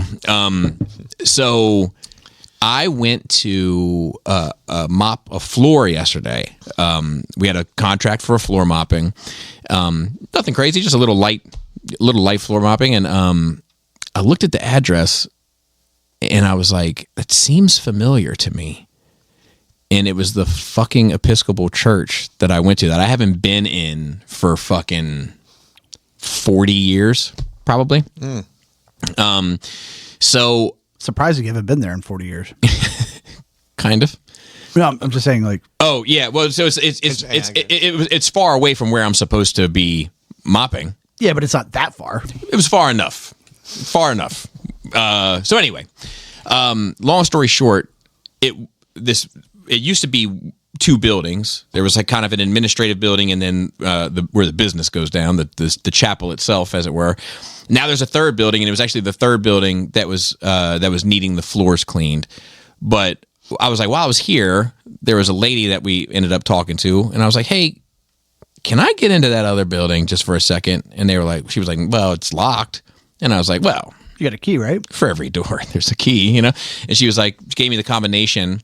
So I went up to go in, and I went into this fucking church that I haven't been in 40 years, and it was a fucking surreal moment for me. Hasn't changed a bit, I bet. Well, not a ton. They've changed we used to have pews, you know, and now they're chairs. They're individual chairs. But some of the pews are still there. They're just like sitting on the sides and stuff. There's like a waiting area where you can, but it's small as fuck. Like, and in my head, it was enormous, you know, because I was a kid. I got to go into the back door where I was always like, what the fuck's going on back in there? You know, like I was like, I'm gonna figure out what's going on. So I walked in there. It wasn't much. It was a little kitchenette. I was like, Little man behind the curtain. boring. I thought it was gonna be like goats and Great shit. and wonderful eyes. But yeah, it was like, and like even like looking at like the stained glass shit, you know, that used to, as a kid, all that shit scared the shit out of me. Like church, the Bible, like I remember looking through this Bible that we had at my mom's house. Didn't have one at my dad's house. Was there dust on it? No, just because I was looking through the pictures, though. I can tell you my mother wasn't fucking reading. If she The was Bible reading had it, she wasn't pictures? taking any life lessons out of it. I can tell you that much, except for maybe spare the rod, spoil the child. But like, I'm looking through it, and I find like drawings and illustrations of, you know, Jesus Christ or whatever, paintings, and like they used to horrify me. Like I was, even like the Tower of Babel, I remember like, you know, being like, oh, this is all fucking terrifying shit. But anyway, like there was something therapeutic, man. I don't know how to describe it, but there was something therapeutic about walking back through those doors, confident in who I am and my beliefs and everything, and being an adult and walking into that room and not being afraid. And there was something about it that like was healing for me in some way, you know? That's cool. Yeah, it was a moment. Like I actually couldn't believe how empowered I felt. Like I was like, I'm good, buddy. I'm good in here. Anyway, then we left, and I was like, watch the floors spontaneously make themselves dirty, just having been in there. But that was it. That was all that I've had this week. We did have a couple notes. R.I.P. to Brad Arnold from 3 Doors Down. I'm not the biggest 3 Doors Down fan, but I like a couple records here and I'm there. going to stop at the first door. Kryptonite's a great song. Yeah, it's a good It song. is a great song. It's a I good mean, song. just the words to it, man. You know, Except I think it's wrong. Is it wrong? I think it might be wrong. What do you mean? Like the definition of the words? I think it might be the wrong usage of the word kryptonite. Maybe. Because I think he's saying that he loves her, that she's his kryptonite. No, that's not necessarily wrong. I can't remember. Like, because you can, like, it's not going against the definition of kryptonite to say that it's something you love. You can say, like, you love somebody that they're really bad for you. Is that what they're saying? I think so. Okay, all right. Well, then I'm good with that. But even Superman shouldn't. He didn't love kryptonite. Hates it. Wants to get as far away from it as possible. Makes it instantly ill. But maybe it's the human part of us. Well, that's the thing. It's to me, it's like he talks about, when I was kick ass and I could fucking do anything. You know what I mean? Or you saw me like that. Now I'm fucking on my ass. Do you still see me as Superman? Do you remember the shit that I did for you? And fucking yeah. Do you remember when I put that fucking that it's a good bridge over record. you to put whatever and because we all have highs and lows, right? We all fucking and when you walked into that church, you felt like that, like I got this. You know what I mean, this is whatever, but God willing, that's always how you feel. But it's you never know when you're going to be knocked. The world's going to knock you in your fucking ass, and you wonder. I often feel that most of the time. Yeah, that's why that's spelled special, right? And the thing is, and the people who you fucking put a blanket over or whatever, now see you fucking not what you were. How do they handle you? They help you get up, right? Or they fucking throw a kick at you. You know what I mean? Or they had another song too that it was about like the troops or something. That was a nice little song. It's not really my taste, but like I don't know much of song their music. I don't remember honestly. much about. It was a nice little ditty. It was a little ditty. Nice little ditty. It made some people happy. Oh, That's I think cool. I know this. I remember the video. something about the loving the troops. Can't miss. When I'm Gone was the name of the song. Definitely 3 Doors Down. Yeah. Let me see if there's a. I remember this being like It's coming back now. Yeah. Yeah. I probably would never play it, but Yeah, I don't turn it off though if I'm driving. I'm if it like, came on, I'd be, it's support the troops. I still listen to FM radio. Those poor sons of bitches. You listen to FM radio? You're the one keeping us all stuck of course there? he does. I listen to radio all sports the time, talk radio man. all the time. In my head, that's AM. Yeah. I mean, shit. I used to listen to that too. I listen to AM, FM radio. That's where all the sports talk was. Now they have it on FM, but Anyway, so rest in peace to Brad Arnold, and to thoughts and the prayers. troops that are now going to go without any kind of motivation or positive music written about them. They'll have to rely on 5 Knuckle Punch Throat or whatever it is. Oh, also, What's the name of that band? 5 Finger Death Punch. 5 Finger Death Punch. So 5 Finger Death Punch. I couldn't tell you any I of their said songs. 5 Knuckle Punch Throat. a little throwback to who Roger should have chosen for his halftime act. How could we have Chris Gaines. overlooked Chris Gaines, All American. All American? All American. Who's that? So that's Garth Brooks' alter ego. Oh, he's a serial killer. He put out a This is the rock version of Garth. Well, the big fucking, the conspiracy. Well, you know what's fucked up? They stole that from me. Speaking of conspiracies, Speaking of conspiracy, there's I was fucking hanging like out with a buddy of mine. It's and like those Russian dolls where you take it off. Here's There's one another better smaller story. one inside. oh, look, there's another one. What movie was that? Fucking Vince Vaughn. But go ahead. Well, I was on the beach with my buddy. We were living in Fort Lauderdale. It must have been we were homeless, and it was Thanksgiving, and we were splitting a Whopper on fucking in Fort Lauderdale, and we were having a good time, and so he was a musician and still is, and I would bounce ideas off him. I'm like, it would be a great fucking book, a great story is a band of serial killers, and he's like, go on. I'm like, they had, they tour the country. Nobody could friggin', track them because they're all over the in and place. out of clubs, in and out of states, But they start dropping fucking hints in every one of their fucking songs. And friggin' and they get a manager who fucking takes over for the old one who mysteriously went away, and starts piecing it together, seeing that there's murders happening where they're friggin' whatever, and then he starts going back and listening to some of their songs and saying, anyway, he ends up writing a book And it got published. It was anyone can get a book published. You know, My dad says that sometimes. Yeah. You know, he went through like, you know, whatever. But, he Well, called Bob, not a very high bar. no, and it's called "You Can Scream," whatever, and he because he had a song called "You Can Scream," which was not even about any of that. Actually, it was a pretty good song. You know, he's a good musician. Yeah, and but you know, whatever. So I started fucking going down that, you know, Garth Brooks thing, and I'm like, man, this sounds fucking familiar. You know what I mean? And how like the whatever, but I don't doubt it. I think he is a fucking serial killer, and or he might be. He looks like one. Yeah. And you know, I'll tell you, but a lot of the stories they tell, I'm like, but that we fucking wrote that. You know, there's like a real life version of that kind of going around at the moment. There's a rapper. I don't know. I can't remember his name off the top of my head, and I don't know whether he's really a rapper or an R&B singer. That line is getting blurrier and blurrier in some regards these days, but they found some car that belonged to him at like a fucking junkyard or something. Oh yeah, with the body. And there's a body of like a young girl in the trunk of it. And then like in his records and shit, he's like, there's lines like, I'm carrying pieces of you around and all this shit. Like there's all these like weird lyrical references to the murder and shit, you know, like it's fucked up. Yeah. Yeah. I mean, and even, you ever see Jennifer's Body? Yeah, a long time ago. The beginning, how the fucking... I'm not going to be able to remember. Well, they sell their souls in the beginning, and they have to sacrifice somebody, you know, virgin. It's fucking Megan Fox and Prime. Yeah. You know, and... You ever seen the thumbs on that chick? What's that? Ever seen the thumbs on that girl? No. Skip it. Monstrous. What, are they really long? They're just oddly shaped. Oh, so she is a demon. It's like toes. Yeah, she's a demon.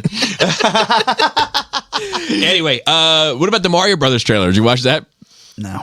It looks great. I meant to watch it. I'm hyped. I love the first one. Hello. I love the first one. I'm excited about the second one. I want to say I did see the trailer, but I was occupied. But it's all right. Devil Wears Prada 2. I unfortunately didn't look at the notes, so I was too busy trying to get through Civil War. Yeah. So anyway, you had a comment about this last night to me. Do you want to talk about that? Sure. You were like, you saw the first one?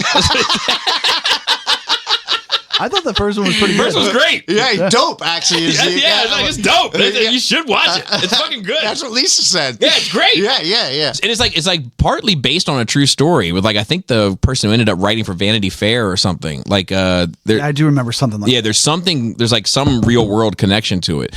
But like I'm into fashion and shit, and like I like that type of shit anyway. You know, I'm into art. I would have made a hell of a gay guy if I was into dudes. Yeah. I like leather. Yeah. You know? I mean, there's plenty of dicks out there to see. I mean, nowadays, why, it'd be a great time. It's a great Hard time ones, to do soft ones, all types. I drew this veiny motherfucker. If I was only into it, you know, like it's unfortunate, I guess. But I was from Superbad. Yeah. A big veiny triumphant bastard. Triumphant bastard. Yeah.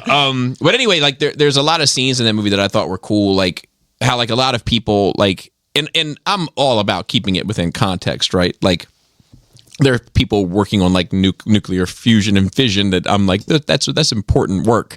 I don't view fashion the same way, right? But there are people that view fashion as if it doesn't matter at all, and that's not quite fair either. There's this one scene that's in particularly great in it where somebody is saying that shit doesn't mean anything to me. This is what I wear, and it's like regular shit. And this lady breaks it down and is like, yeah, and the reason why you're wearing that is because of this, which came from this, which came from this, which comes from this. You know, and it's like, and it's all for real.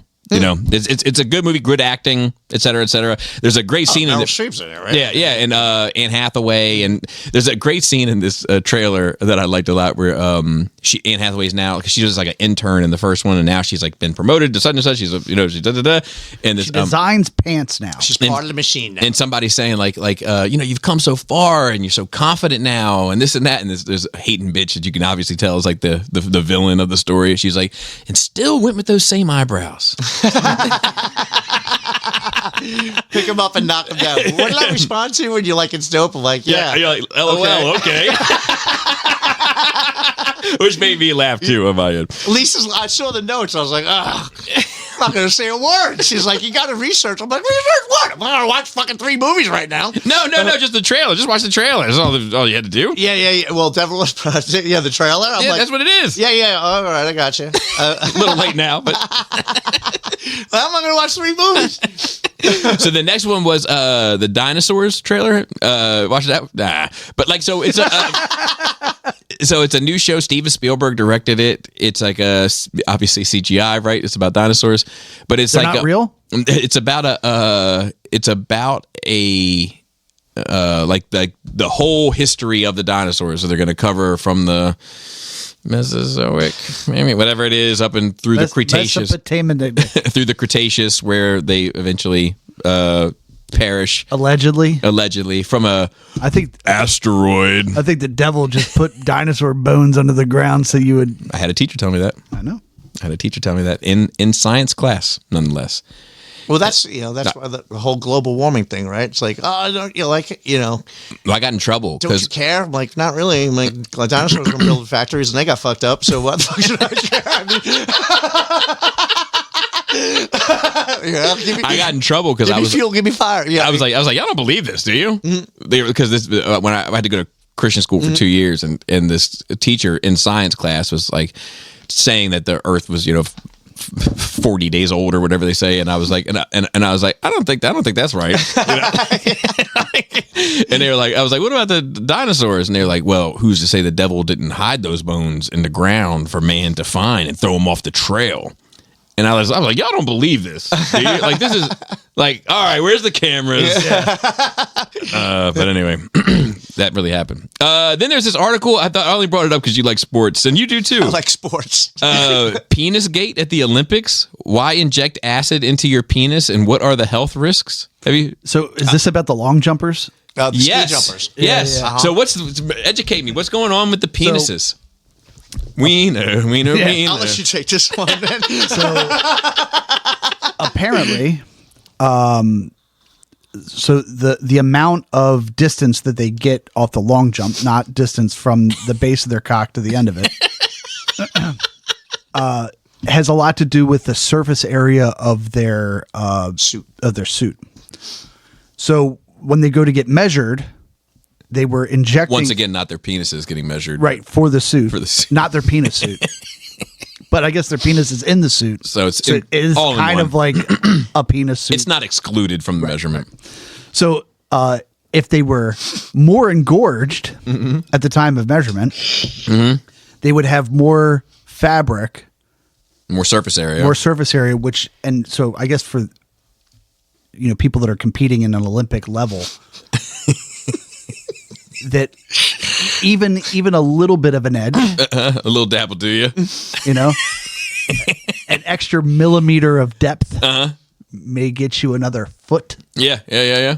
So they're injecting something to like shrink their dicks or something? Hyaluronic acid. What is it? Hyaluronic acid. And what's the effects of that? Makes their dick bigger. Oh, it will increase the surface. Yes. So when they measure them for the suit, they get more space for the dick and balls. Oh. Which allows them to have more surface area for the suit. What I want to see, what I want to see is someone like go rogue and fucking inject too much and not come down. Like just like hang up there like a helium. Is that what you want to see? Yeah, I do. I want to see like, hey, that motherfucker went crazy with the hyaluronic acid. If it was me and I didn't need the shot, I would want that publicized somewhere. Shot free? Yeah. Like, I didn't guess what I didn't need. Plenty of surface area to go around. Like someone who's skinny without Ozempic. All bought and paid for, love. Yeah, but what if you get silver though? And you're like, hey, no shot here, and they're like, yeah, but you ain't no fucking gold dick. I'd be like, in a way, I am. In a way. Yeah, I mean, what would they think of next to give themselves an edge? To me, like it's edging. Yeah. I don't know. Like who figured that out? Well, you knew the name of that acid pretty quick, didn't you? Hyaluronic acid. Well, I read the article. Oh, that's the one you clicked on, is it? Well, fuck yeah, but, that I can read. And the crazy thing is, I didn't read the article. I knew that one already. Oh, well, really? It's if you watch, if you have like Daily Mail or whatever. Like they have like a list of fucking different articles and shit like that. But What are you gonna do? I want to see some motherfucker just not come down. But like, oh, he's not coming down. He's stuck in the air. Get a 40, Like, get a 42 how much inch is long this couch. supposed to use? You're using it wrong. Yeah. And then we have a couple questions. Hey, how do you ask a question? I'm glad you asked. You can email us at nerdrageradiomail@gmail.com. So this is from a Star Tease Pete, of which I have still been watching 40K lore. I've moved on to the Inquisition, and it's good. However, the guy says Inquisition or Inquisitor or some sort of derivative thereof a lot.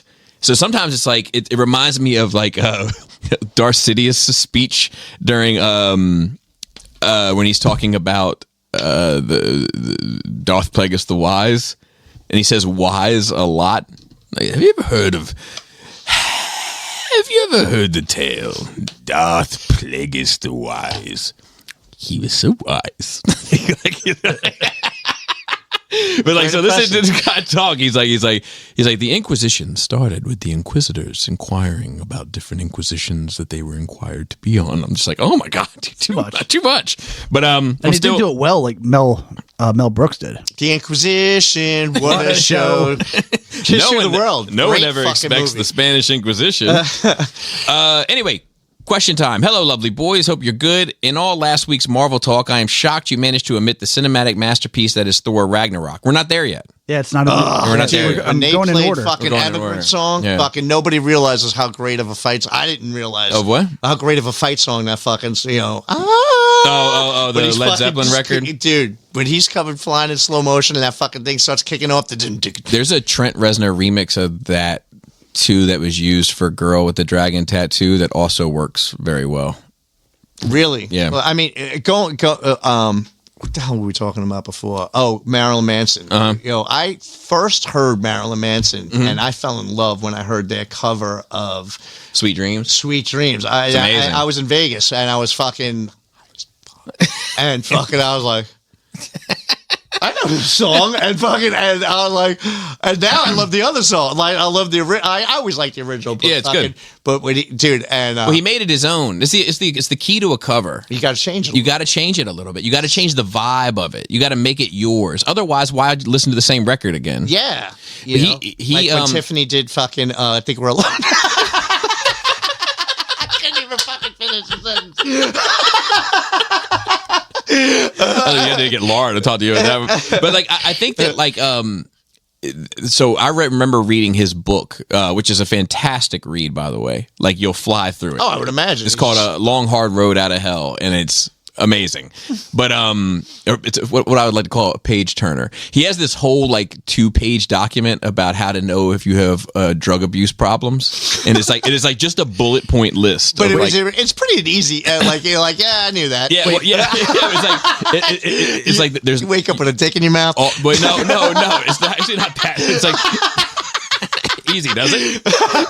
Sorry. It's all like your credit card 0s, 6s, 9s, and 8s are all filled with powder. Like, you know what I mean? It's like all these like little clues of your life that like. Were you just telling us that you like to read? So not really. That video that we watched. Yeah. But anyway, like he said in it, he was like, he was high off LSD at some party, and your rhythm On LSD? Yeah, I and never heard it said off-high offside. yeah, same. Yeah, I got you. Semantics, but like I didn't know you're a drug dealer, but you know the proper fucking. but like anyway, so he's sitting there and he's high, and the Eurythmics record came on, but he was hearing it slow, and he was like, "Fuck, this sounds great slow." And then that was like the inspiration for doing a slowed down version. Where Yeah. he was able to like twist it a bit. Yeah, you really listen to the words on it. And Yeah. yeah. It's fucking, He used to. I remember when he would perform it, which I didn't get to see him in his prime, but like I've seen video footage where like they would black out the stage, and he would have like one of those like industrial lights where like there's like a handle and a light bulb and like a cage around the light bulb so that it couldn't break like in a mine or something. Like they haven't friggin' like industrial. Yeah, and he's like, he just moved like he's jelly jars. He's got the mic in one hand, you know, and then on the mic stand, and then he's just moving that light around him like the whole fucking time. And then at the end, he would like smash it to pieces, and then usually cut himself open on the fucking, you know, like it was like a whole thing, but pretty great. Anyway, you know, What was Farrell. the question? Farrell, I'm so envious. You get to watch this for the first time, and that's something I'll never get back. The time wasted on that filmic disaster. Me and the family were doing an MCU-a-thon before Christmas, and it was Thor 3 that took me out of it. Yeah, so I agree. Something not even Iron Man 3 changed. So I agree with him here. I just want to cut him off for a second, even though he's not here. Thor 3, I really do not care for either. However, I don't think it's as bad a movie as Iron Man 3. It's just not like it's like I can go to an Indian restaurant and just not care for the food because Indian restaurants are not my bag, but it doesn't make it bad food. But like if I go to a pizza parlor and I know it's bad pizza because I enjoy pizza. Right. You know, the tonal shift when watching them back to back is so jarring. I agree. And of course, this cutting room floor reject brings us Thor the Doof. I agree. Waititi is a bum and should never have been let near MCU. I agree. The only reason Thor isn't the most mistreated Marvel character is because Scarlet Witch exists. That's fair. At least with Guardians, the humor is intrinsic to the characters instead of being from nowhere, shoehorned in, misadvised abortion. I don't disagree with these things. The payoff is, of course, it leads to Infinity War, where most of the Thor abuse is ignored and he's treated properly. Well, till the next film. I agree. So good luck, Farrell. On to my post-rant question and continuing to pick on Farrell. You've been with the cast a good while now, and fair to say you've been a perfect pick. I've loved what you've brought to the show. What's been the best part for you, and what's been the worst, and why was it Clone Wars? Love and respect. So that is fair. Clone Wars might be the worst part about this entire experience. And it might be a little unfair of me to say because I couldn't stomach more than a few episodes of it. Had I watched all the Clone Wars, You'd be about halfway through now. I'd be halfway through As long and as- probably about to kill myself. You'd be like, dude, it's starting to get good. No, I don't think I'd be saying that. So I mean, like, some of the things I enjoy is doing this whole like MCU, because this is stuff that was not on my radar. Right, I would have never sat down to watch to learn all this stuff. So I do enjoy, you know, like you bring something, Joey brings something, Yep. Pinkerton brings something, you know, all of the other, you know, stand-in guests and Yep. everything. So like to take something that, you know, that you guys all enjoy, and then I have to, you know, at first force myself to say like, you know what, I'm going to give it a shot. Right. I'm going to try this, and then to actually enjoy it. So like a lot of that was Star Wars. Like I had seen, you know, 4, 5, 6. Right. You know, I'd seen parts of 1 and 2, but I had never actually really cared to sit down and watch it all. That was a lot of fun. Yeah. Right. And a lot of fun trying to condense. Trying to condense like 30 years, 35 years into like, how long did it take for me to watch all the Star Wars? Not too long. Like 7 weeks? Yeah. If that. If that. And I mean, I just started the MCU 2 weeks ago? 3 weeks ago, Yeah. and we're like 14, 15 movies in now. Yeah. And you did Snyderverse as well. And yes, Snyderverse was great. I fucking loved Snyderverse is great. And actually, I'm a little upset that I watched. Super Man of Steel and yeah. I'm a little upset that I watched Snyderverse second Yeah. because Instead of last. last would have been the best spot for it. Yeah. It's Because superb. it's kind of I was ruined- worried you might not check out the MCU had you not seen Snyderverse. That's fair. Yeah. That's fair. Because I mean, Snyderverse was, and I had told you this before, was how I would want to watch all of this style of content. Right. Me too. Every single one would be better with a slightly dark, perspective. Yep, I agree. So, and I'm looking forward to finishing MCU, getting the good parts out of it, forgetting all the bad parts, and then moving on to the next thing, which I'm not sure what it'll be. Yeah, I don't know what to talk about, like which direction to go. Maybe the Fox stuff. Maybe. And then the next one is from Majin Planet. He says, greetings, NRR. Thank you for the advice, and I agree, because last week he wrote in that he was having some issues with some friends of his. Is this like the Chug group? Yeah. And I was like, God, you got to distance yourself from these people. I honestly never said anything back to them. It was just whatever to me. The one guy in the group is more of an instigator, proud of his collection. He told me his reasons over the weekend why he felt they were KOs. I, being a distinguished gentleman, respected his opinion. I left saying, well, actually, according to this data, you'd be wrong.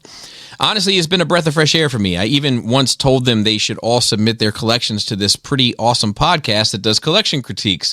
I figure they all have the just getting started and the pardon me, layouts matched so badly that even Laura would have a hard time finding something nice to say. The funny thing about Laura is she always anytime we get like a collection that we're going to critique, we shit on it, oftentimes. And she's like, no, he's trying. But if it's something that we're like, dude, you've done a great job here. Like, you've really done. She's like, well, the drapes are a little long.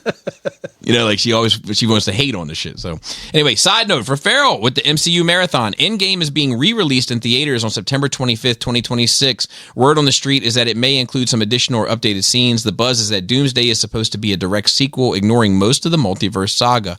No question this week. You guys are awesome and make my week every Monday. I'll leave you guys with some wise words from an old collector friend of mine. Peace is temporary. Pre-orders are eternal. Until next time. That's fair. So that's it. Gary, thank you for coming out. You have an open invite anytime, as usual, as I've been saying for the past 11 years. And I love you to death. You are a funny motherfucker, and I love you to death. With that, I want to shout out anything. You have anything to say before we close? I just want to thank you very much for having me. Oh, please. I had a great time. Good. And, very, very much needed. So yeah. Thank you very much. Farrell, thank you. Thank you for letting me sit in and, I'll work on the, jumping in and, Yeah, you should. You should come more frequently, so to speak. No, I mean, like when other people are talking. Shout out to keep it in check. So shout out to Joey and Chris, who are both on assignment. Next week is our last week of February of recording, I think. No. We have 2 more weeks. So my goal, we usually try to have Evan, the king of Pasaconda, out for Black History Month at some point. So hopefully we can make that work. That's my plan anyway. And maybe it can be another After Dark. Maybe. Is that the last time he was out? Yeah. I'll talk to him. I'll call him right after we leave here. Can just a side note. Mm-hmm. So I was just looking at my phone from a text that been a little strange from my sister. It's her birthday today. I just want to say happy birthday. Happy birthday. What's her name? Yvonne. Happy birthday to Yvonne. And my other sister Maureen was last month, and I didn't shout out happy birthday. So happy birthday to her. Happy birthday to her as well. And Happy New Year. And Happy New Year to both of them as well. And Happy New Year to both of them. And most importantly, my wife had a birthday very recently, and I just want to say happy birthday to her. And of course. That's it. She's great. That's Lisa, by the way. Yep. Lisa, it's your birthday. You ever hit that before? You remember that? No, dude, it was. If you remember, there was a Simpsons episode, like one of the first seasons, where like there was like this like fat, I want to say white character that played instruments and claimed to be Michael Jackson, and befriended Lisa, but it really was Michael Jackson voicing the character. And he sang this song for her. Lisa, it's your birthday. Happy birthday, Lisa. Like, it was like a whole thing. Yeah, it's great. Classic. And shout out to, you remember how we closed the show? Oh, geez. You know Adjective what? and body part. I hate this part. Right. Got a couple seconds. So and I told myself I was going to take notes. Whatever. Shout out to Marilyn Phil on our notes and on Twitter, and shout out to Dante on Facebook, and maybe Dante will be available next week too. And with that, moist the eyes. What is it again? An adjective and a body part. An adjective and a body part. Sweaty hands. Perfect. Tight dick player.